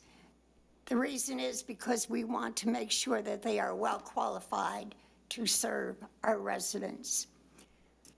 We moved to Sterling Heights year after the city became a city. My son was 7 years old. He has been involved with everything that I do with the city because we have been very close. When I served on the Board of Review, we talked about that. All the different boards and commissions, we talked about that. He loves to critique me, what I say, what I do, how I respond, how I treat people, how I handle situations. So there isn't anybody, in my opinion, that is more qualified to serve in that position. As it was said, he was a certified Section 8 inspector. And you know what that is. That means you have to go out, make sure that that property is proper for that person to live there. He knows his real estate. He was very young when he got his real estate license. But that was because Mom said, hey, I need help. I need somebody to hold my houses open for me. I need put up signs, take down signs, and I want you to know what you're doing. He did it without a question and passed with no problems.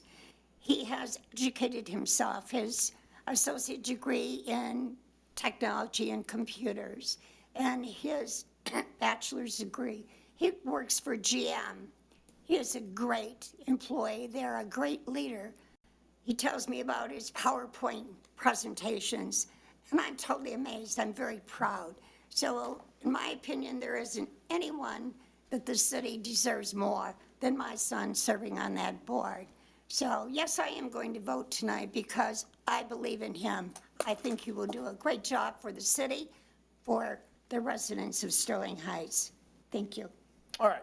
Thank you, Mrs. Koski. Anyone else? Mayor Taylor. Mrs. Schmidt. I'm going to say that our families are precluded from becoming employees of the city, and I understand that. I understand that as nepotism. Mr. Koski has been a resident of this city for all but 7 years of his life. That is the requirement of being on a board and commission, that you are a resident of the city. Professionally, I think he's more qualified than some of the sitting members that are on that board. So he's nothing but professional. He's nothing but courteous. He is educated in what this board does, zoning. He's familiar with real estate and housing. To think that he should, or any of our family, should not be able to volunteer in their community because of a parent being on this council, I don't agree with at all. I think who better than they've already been involved in the city their whole lives. My kids, almost their whole lives. The Koski children, the Zarko, Stacy. Our kids have been involved in this city. They love this city, and for them to want to volunteer even more, because God knows we volunteer them enough in the city, is commendable. So I'm very comfortable with this. Thank you. All right, thank you, Ms. Schmidt. Anyone else? Mayor Taylor. Mrs. Sarowski. It is hard, and I can speak from this a little bit directly because my husband is a city employee halfway because he's a judge, he's elected. And he was elected long before I became a council person. So I understand the nepotism concern, the concern of showing preferential treatment, having residents think that. But when you have someone who is very qualified, that's what needs to be what it is. And so I'm very comfortable appointing Devin. He's a very nice human. He's a good person. He's honest, extremely honest. And he's a very hard worker. And I would never want to have a relationship to someone on council hurt our city or hurt the opportunities that we could have because we would have somebody who with that great knowledge and that wonderful personality to go with it. So I am going to be voting in favor of Mr. Koski as well. Thank you. All right, thank you, Ms. Sarowski. Mrs. Koski was honored tonight by Mr. Romano, our former colleague on the city council for 30 years on the city council. And Mrs. Koski, have you ever asked any other family members to serve on the planning commission, the zoning board of appeals, or, you know, work to get them a job in City Hall in the previous 30 years? My granddaughter did the beautification commission. Okay. Her granddaughter did the beautification commission. I mean, I'm sensitive to what you're saying, Mr. Radke. I really am. And I think that there's a reason we have an anti-nepotism ordinance, and I think it should be followed. And I think that we should be vigilant to make sure that it's not abused. I think we run an incredibly professional city here, and we're lucky to have the dedicated professionals that we do have. And I have no doubt that every person in every position of leadership throughout the entire organization is there because they deserve it, and not because they have the right connections. This is no exception. I think Mr. Koski has all of the qualifications that we would want in a zoning board of appeals member. I'm comfortable that this was not brought to us as any sort of political favoritism or for any reason that is not completely above board and legitimate. You know, evidenced by the discussion that we're having here today, openly, publicly, and very transparently, that he certainly meets the qualifications for this board. And so while I do appreciate what you're saying, I really do, and I think that we should be careful to make sure that it doesn't become an issue. I would say that, you know, Mrs. Koski's record of, it's not like she just got elected and now she's trying to, you know, put her family in all sorts of leadership positions. I mean, it took 30 years, and so that's pretty good evidence to me that that this is not something that we have to be concerned about. Mrs. Zarko, any? Well, full you wanna add? disclosure, you know, my daughter Stacy sits on both the board, the library board of trustees and also the art commission. And she was actually employed by the city of Sterling Heights before I was ever elected. She worked, her first job was working in the library. So, I mean, and she was there throughout her high school years. So she had the experience to be on the library board of trustees. So that's just full disclosure. If we're talking about this, we put somebody there that was qualified. We put somebody there that actually got hired by the city. So it happens. And all too often, I have to say that we are very conscious of the fact that this might be a position on one of our volunteer boards, but I don't think anybody would ever come here, or I know that people that I work with currently would not say, hire one of my relatives in order to get a job in the city. So that's nothing further. Okay, Mr. Radke, brief follow-up. Thank you, Mr. Mayor. I just have two brief things. You know, a nepotism ordinance or rule is only as good as if we follow it. And you can always make an exception to any rule. You can say, this is the one time we're going to do it this way. You know, it's deserved, and it is deserved here. He's a great guy. I know him. He's very nice. I have no objection to his qualifications.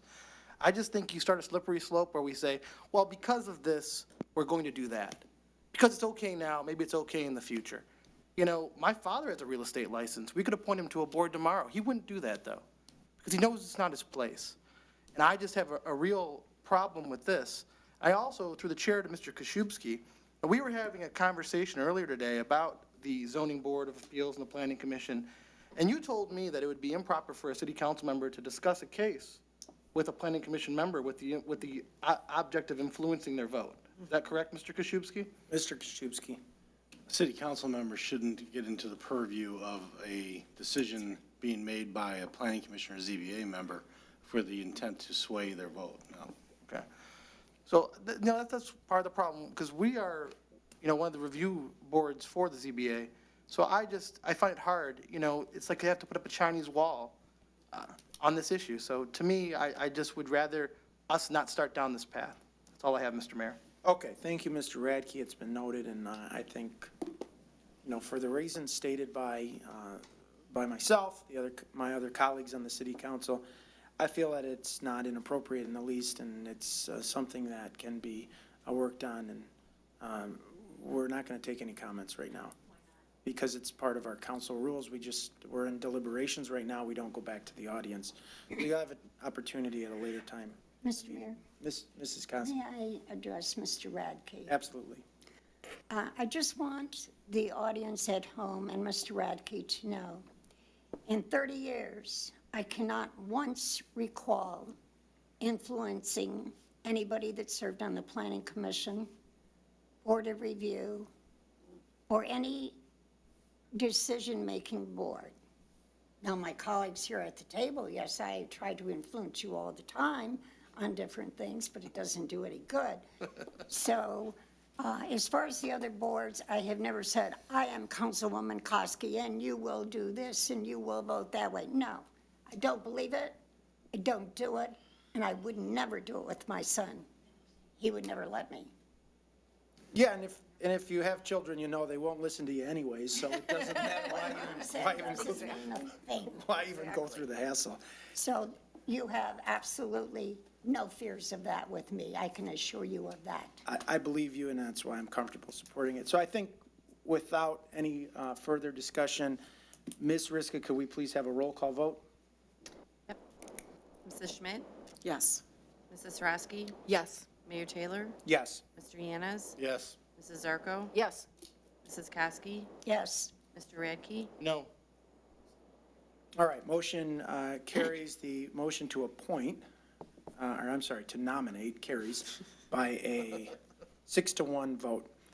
We do have another opening on this item, and this is the Board of Review. Is there anyone who has a nomination for the Board of Review?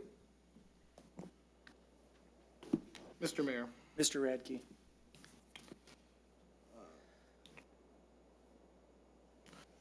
Resolved to nominate John Hages for consideration as an appointee to the Board of Review at the February 18th, 2020 regular city council meeting. Support. It's been moved and supported. Is there any discussion? Mr. Radke? Yes, Mr. Hages was recommended by our Mrs. Magyar Smith, our assessor, and says that he would be a welcome addition to the Board of Review. I'll take her nomination. Okay. Thank you, Mr. Radke. Is there any other discussion on this nomination?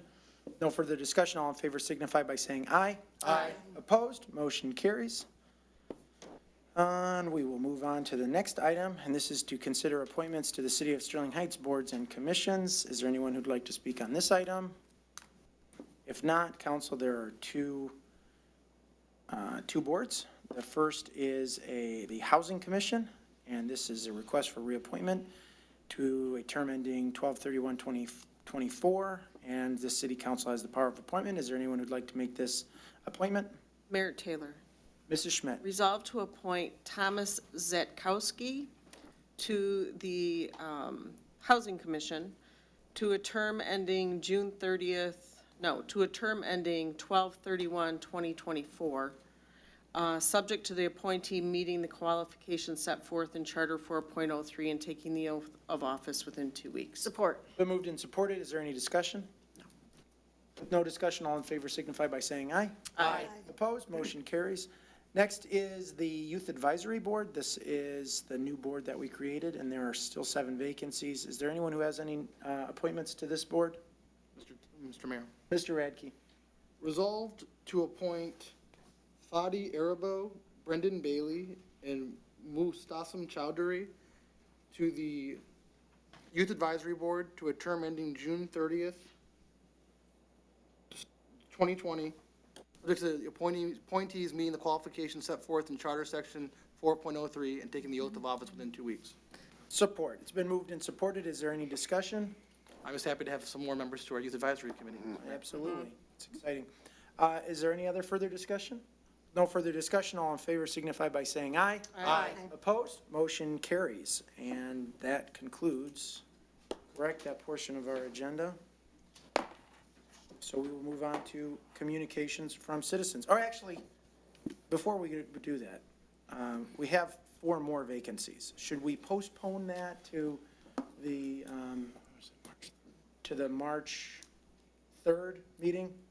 That's 1 month, so that we give us an additional, let me ask our clerk, Ms. Riska, do you know where we are in our recruitment and trying to get new candidates to apply for this board?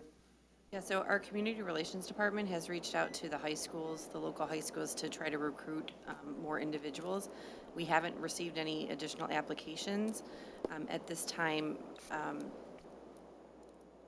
I guess I was under the impression that those would sit until we had recruitment for those to bring to council for consideration. Okay, so procedurally, do we need to do anything? Can we just bring it back, have the administration bring it back when it comes back? So no need to postpone it, so then we will just move on to I think that's a good idea, and we can all work on that in the meantime. And all right, so we'll move on to communications from citizens. Is there anyone who'd like to speak on any item not on tonight's agenda?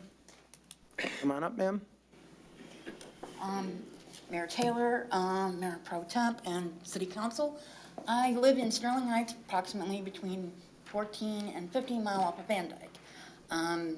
There's going to be snow coming this weekend, and my problem with snow is sidewalks get cleared, driveways get cleared when they get plowed, but cut curbs get pushed in by the trucks that quote-unquote plow.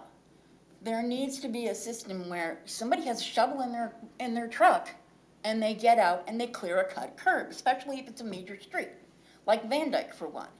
It's impossible for this chair to go through 3 feet of snow. It's physically impossible.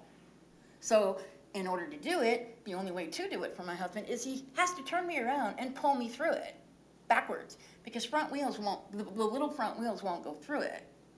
And currently the situation is calling in to have somebody be made to clean their walk when they haven't cleaned it after however many days has been always a pain in the butt for me in the past.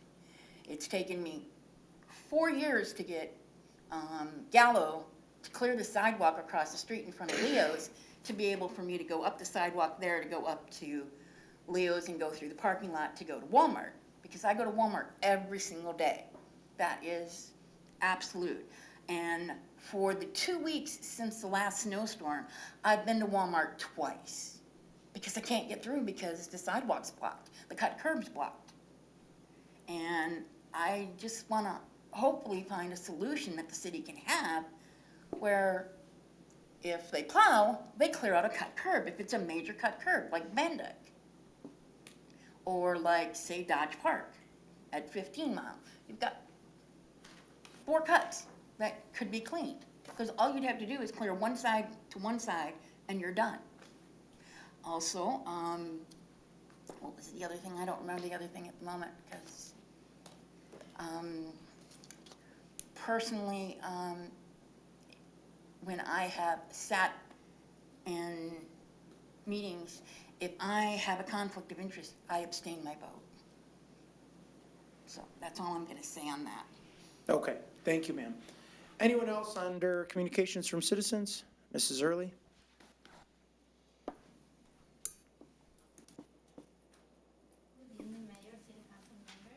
An audience, I'm Jasmine Early from Sterling Heights. Last week, I brought out the issue on 15 Mile Road in Ryan, the intersection. Mr. Vanderpool mentioned that there was a study done for that area, and it may include the runabout as an option. I read the road safety audit for the area that was done in 2017. I had a copy here. This is 15 Mile, and this is,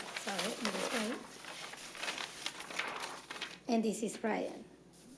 In that study that was done, I was told that there is no any other study. And reading through it, it doesn't take a runabout as a consideration.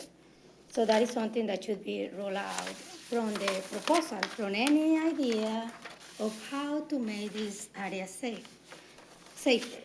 In that study requested by the city, there were strategies. They did the full crash severity distribution, the crash type distribution, to find out what were the reasons for those crashes. After all the study, they came with suggestions. being some of them pedestrian refuge island, education and enforcement. And it's something that we have been saying over and over. As a foreigner, I know how foreigners drive. And it says there, young drivers, people from other countries, see driving in another way, and when they came here, cause issues. Law enforcement knows it and has said it. Conflict areas we had there with assets, which should be managed for improvement. The left turn maneuvers, canalizing device used for those left turn restrictions. Again, education and enforcement. Improving the signals, replace deteriorated signs, raise median island, education and enforcement. So that study was done to be followed, and some of those considerations were taken in place. However, as I go there, take pictures, go around, not all of them were done. And that was 2017 when the road was being resurfaced. They talk about the pedestrian refuge island, which is necessary there to cross the intersections. A roundabout doesn't work there, and that is why they did not brought it into consideration. I had not seen any refuge island being done there, and they gave examples how we could use them. Also, something that was a proposal, in this area they call it park chat islands. And they were two specific areas where they hope the city will take that in consideration. None of that were done. The recommended driveway closures was something that they emphasize a lot, and also the consolidated driveways. All is there, the study was done. All we are asking is please go back to that, and we want that intersection, the whole area, be safer. Don't reinvent the wheel. The study is done. Go back and read it, please, and take in consideration that. Thank you, and happy Valentine's Day, happy Black Monday.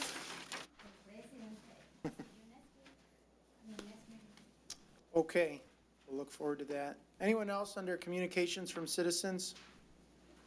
If not, I'll close that portion and go on to reports from city administration. Mr. Vanderpool, anything tonight? Sure, Mayor, just quickly, regarding the snow removal at intersections from the snow embankments that occurs from plowing. I think that is a valid concern. I think that's an area we can do a better job working with businesses to make sure that they do clear those areas. In fact, that's something we did focus more on after the last snow emergency. In cases where that doesn't occur, we did go out and make an effort to clear some of those on our own, and we'll continue to do that, especially in the Van Dyke corridor. That certainly is a valid concern, and we can do better, and we will. Regarding the 15-mile and Ryan Road issue, I just want to clarify a couple of things. First, there was a very large study done, initiated by the county, that looked at numerous intersections across the city, including 15-mile and Ryan. And in that particular study, a roundabout was highlighted as a long-term need. So the resident that just spoke was inaccurate in that respect. There was also a very detailed specific study for 15-mile and Ryan, and that outlined a number of improvements, short-term, mid-term, long-term, that need to be implemented at Ryan and 15-mile road. A number of those improvements have been made. However, there are additional improvements that need to be made that are more long-term. For example, acquiring property to close some of the access drives in that area. That's going to take some time. Potentially, it could take months. In some cases, through litigation, it could take years. So it's not something we can just roll out next week. Nevertheless, we recognize that additional work needs to be done in that area. We're also committed to making sure that those midterm and long-term improvements do get made, not only through potential land acquisition, but also through securing the financial resources necessary to make the improvements, which may also include some grant funding as well. But some of the improvements that have been made pursuant to the studies, right-hand turn lanes have been made at every leg of the intersection, northbound, southbound, eastbound, and westbound. So that did eliminate some of the traffic clogs and minor incidents that occurred from traffic congestion in the area. Signal timing was changed. Pavement markings were installed. Left-hand turn signal or left-hand turns were prohibited or are prohibited through new traffic control orders and signage and the like. So I just wanted to clarify some of that, Mayor. Thank you. All right, thank you, Mr. Vanderpool. Mr. Koszybski? We do have one item tonight, Mayor. All right, thank you. I'll open it up to the city council for any reports or new business. Anyone? Mr. Mayor, Mr. Radke? I have a couple things to go over, but first, it's the beginning of February and we have Black History Month in front of us. And to honor that and to think about that, we started with at least 10 years ago, 8,000 African-American residents, and I'm sure we're going to be over 10,000 now.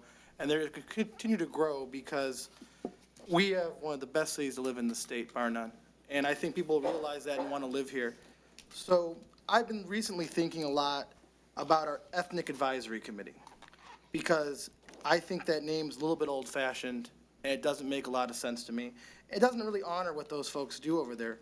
I think it should be a commission first. So without objection, I'd like the city attorney to prepare the documents to rename the Ethnic Advisory Committee to the Diversity and Inclusion Commission and expand its mandate to all residents of Sterling Heights to really kind of show that we are a city of the future and we're really moving to make sure everyone has a place here.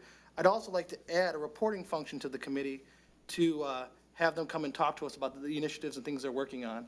Because what is the point of a commission or a committee if they don't report back to us? Without objection? Mayor Taylor? Mrs. Zarko? I'd like to think about this before we do anything tonight, and get some more information from city administration. Okay. Council, anyone else?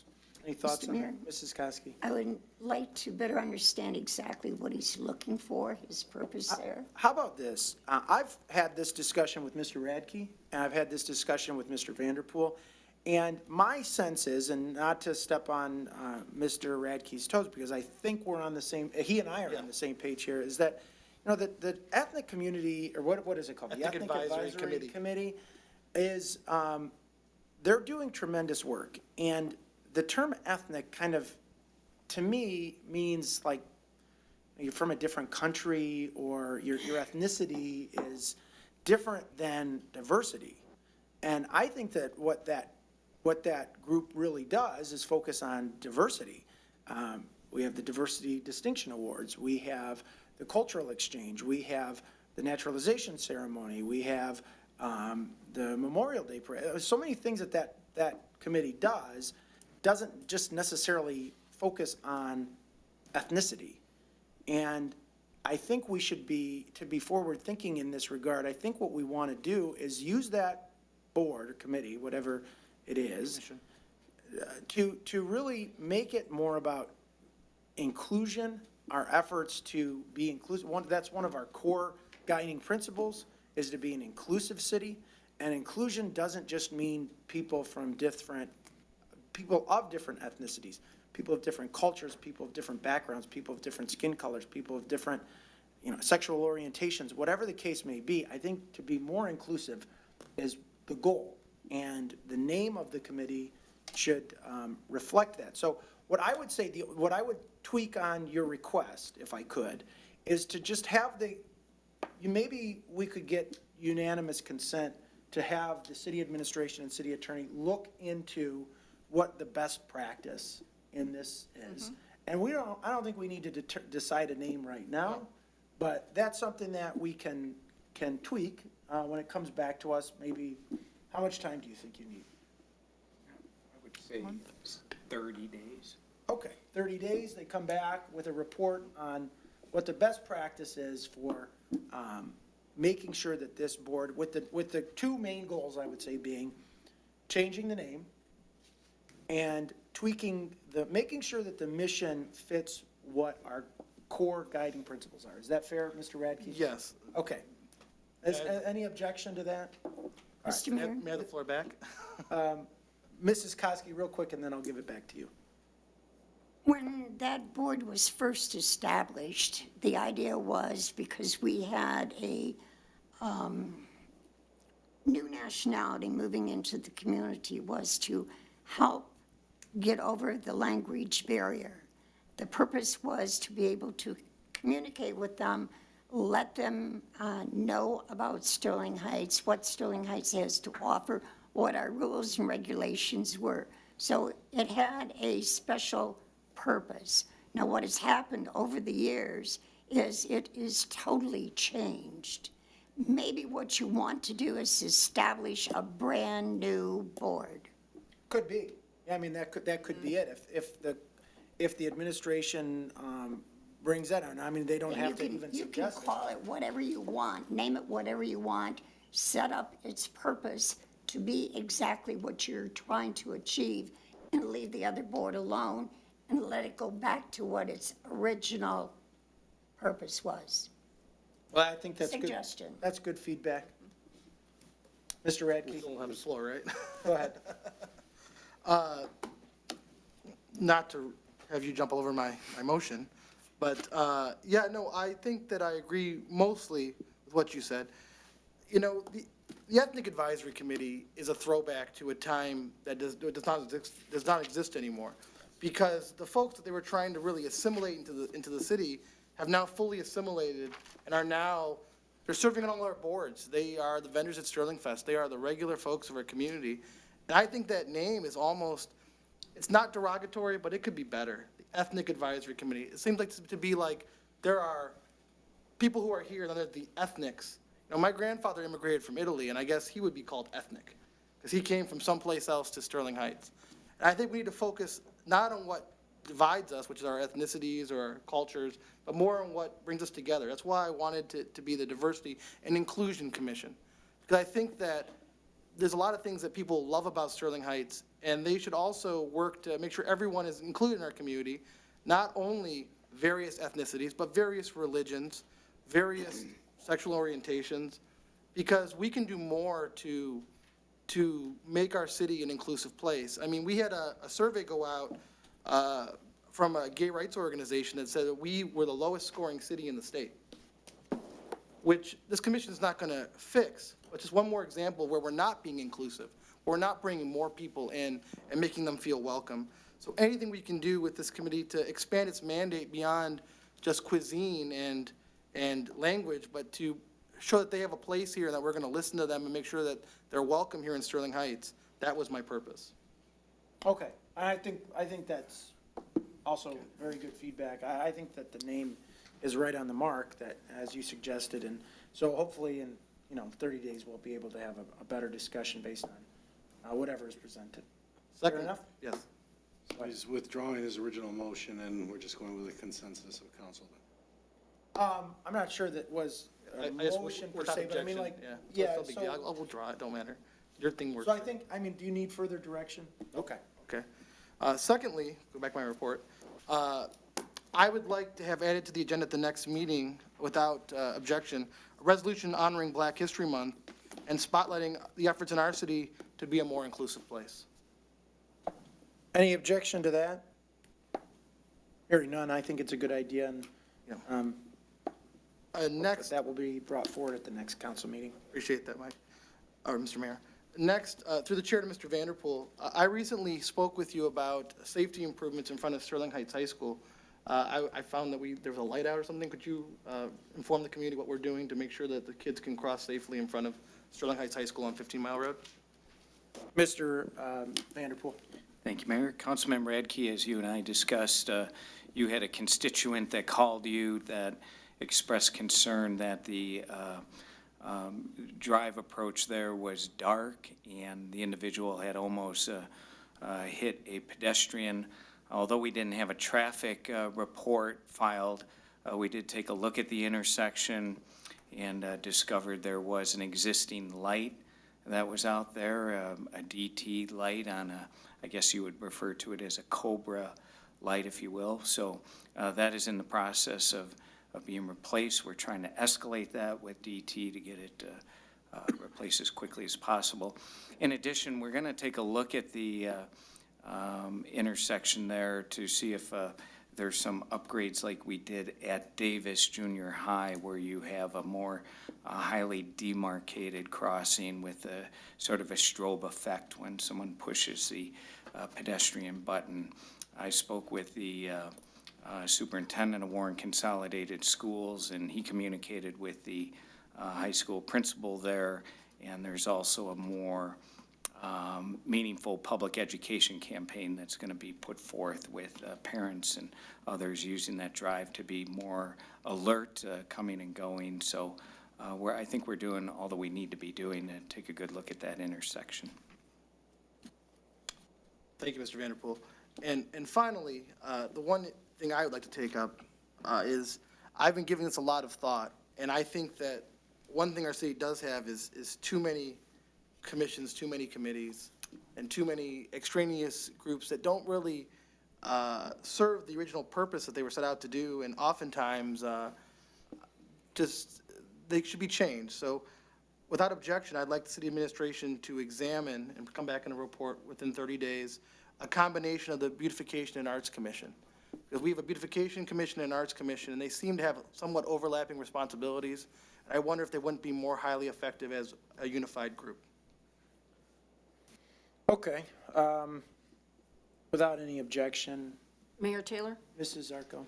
I don't have any objection into administration looking at both commissions, but if you were talking to commission members, they do not feel that they have the same responsibilities, that they feel that their jobs are in different directions. One is for beautification as far as gardening. Maybe that's where you want to change the name to, meaning something like that. But the Art Commission feels that they are more interested in public art. Right. Which is completely different than somebody taking care of their yard. So that's why they feel that, in talking to both commissions, they feel that their responsibilities are different. That's all I'm going to say. I guess to add to that, I agree that they are different. I feel, not completely different. The idea is to make Sterling Heights look like a more beautiful, aesthetically pleasing community. And I guess I would say that the Beautification Commission does not, in my opinion, accomplish a lot beyond their current mandate of the Beautification Awards. And I think every year we appoint a bunch of members to it, and we go through this whole process, and at the end of the day, I would like them to, I guess, get beefed up on what they're up to. And the only way I can see that happening is by combining them so that they're not only, one commission is not only looking at art, and the other one is looking at flowers or gardening or how homes look, but are working together to kind of make sure our community is beautiful in all areas. That's all I would say, Mr. Mayor. Okay. Mr. Mayor. Mr. Yanis. Mrs. Yarko brought up exactly what I was thinking. Has anybody talked to any of the city members on any of these committees or commissions? I have. And so I'm not going to direct my comments to you, but, okay, fine. I mean, but this is all kind of just coming to council right now without any kind of discussion.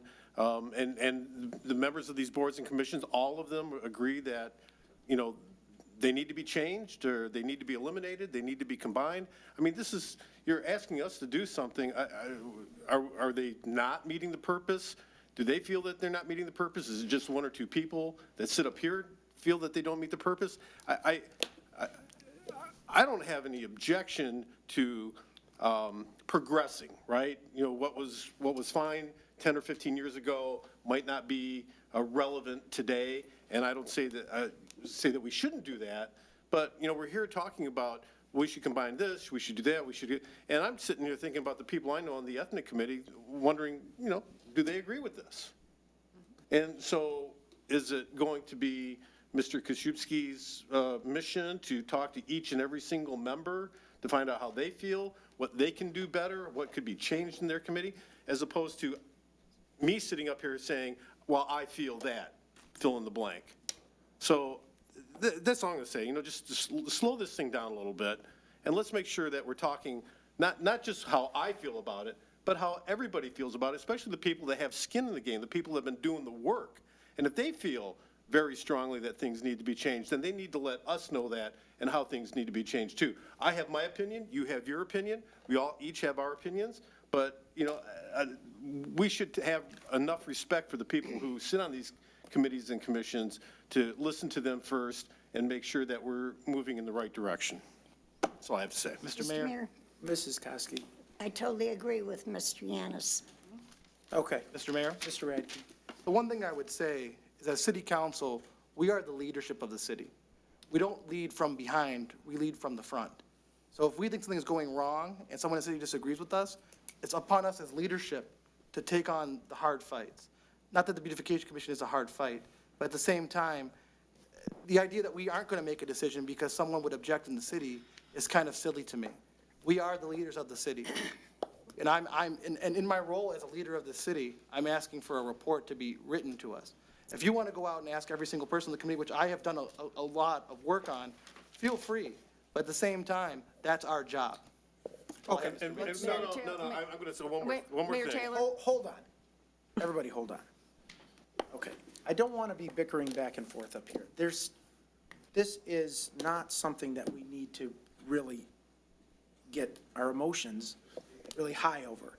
I'm going to give you the floor, Henry, Mr. Yanis. I apologize for calling you by your first names. No, It's that's happened fine. a couple times.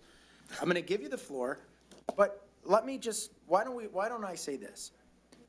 Mr. Marin, please, our boards and commission members, our volunteers are incredibly important to us. They are part of what makes this community the great community that it is. Our residents who are willing to sacrifice their time and energy and effort to come serve on a board or commission that they're passionate about and do the work that they really feel passionate about. I couldn't agree more with you that we should be taking their thoughts into consideration, and we should be making sure that they're comfortable with what we are doing, or we should solicit their input.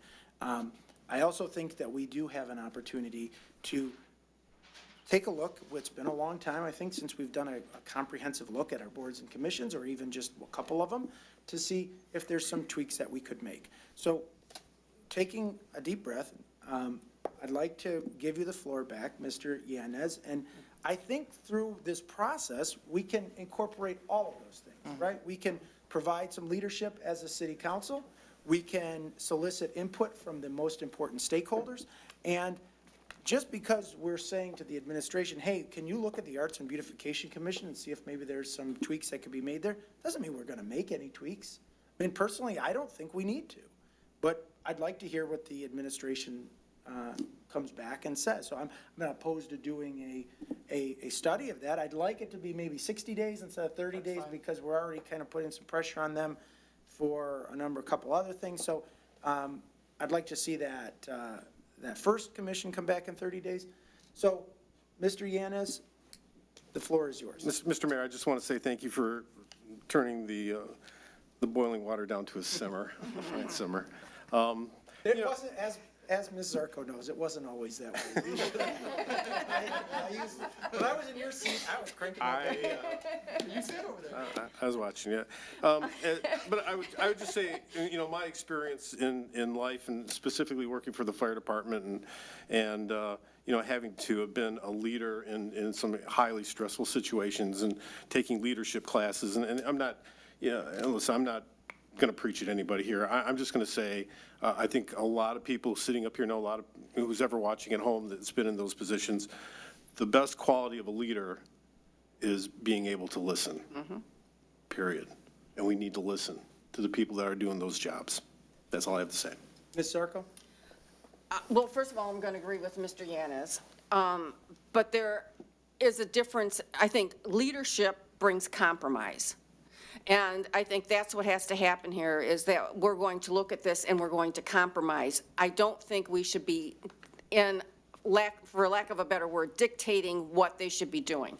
So that's how I feel. Not only that, is I have firmly believed that when you hire or appoint people that are smarter than you are, you have proved how smart you really are. And when you go and appoint these people that you know have a good background in these areas, we look like geniuses. So that's all I have to say. Okay, anyone else on this issue? Mrs. Schmidt? I think the Arts Commission and the Beautification Commission have two totally different roles in our community. As Mrs. Yarko said, the Art Commission is more about public art, and the Beautification Commission actually go out and plant flowers and plant trees and are active in our community, making it beautiful. They're active in the parade. Everybody's active in the parade. Every commission almost is active in our parade. So I think they do have two totally different roles. And I'll listen to whatever administration tells us, but I think sometimes reinventing the wheel to reinvent the wheel isn't necessarily necessary. So that's all I have. Okay, anyone else? And I think if you want to, go ahead, Mrs. Sarowski. Yeah, thank you, Mayor Taylor.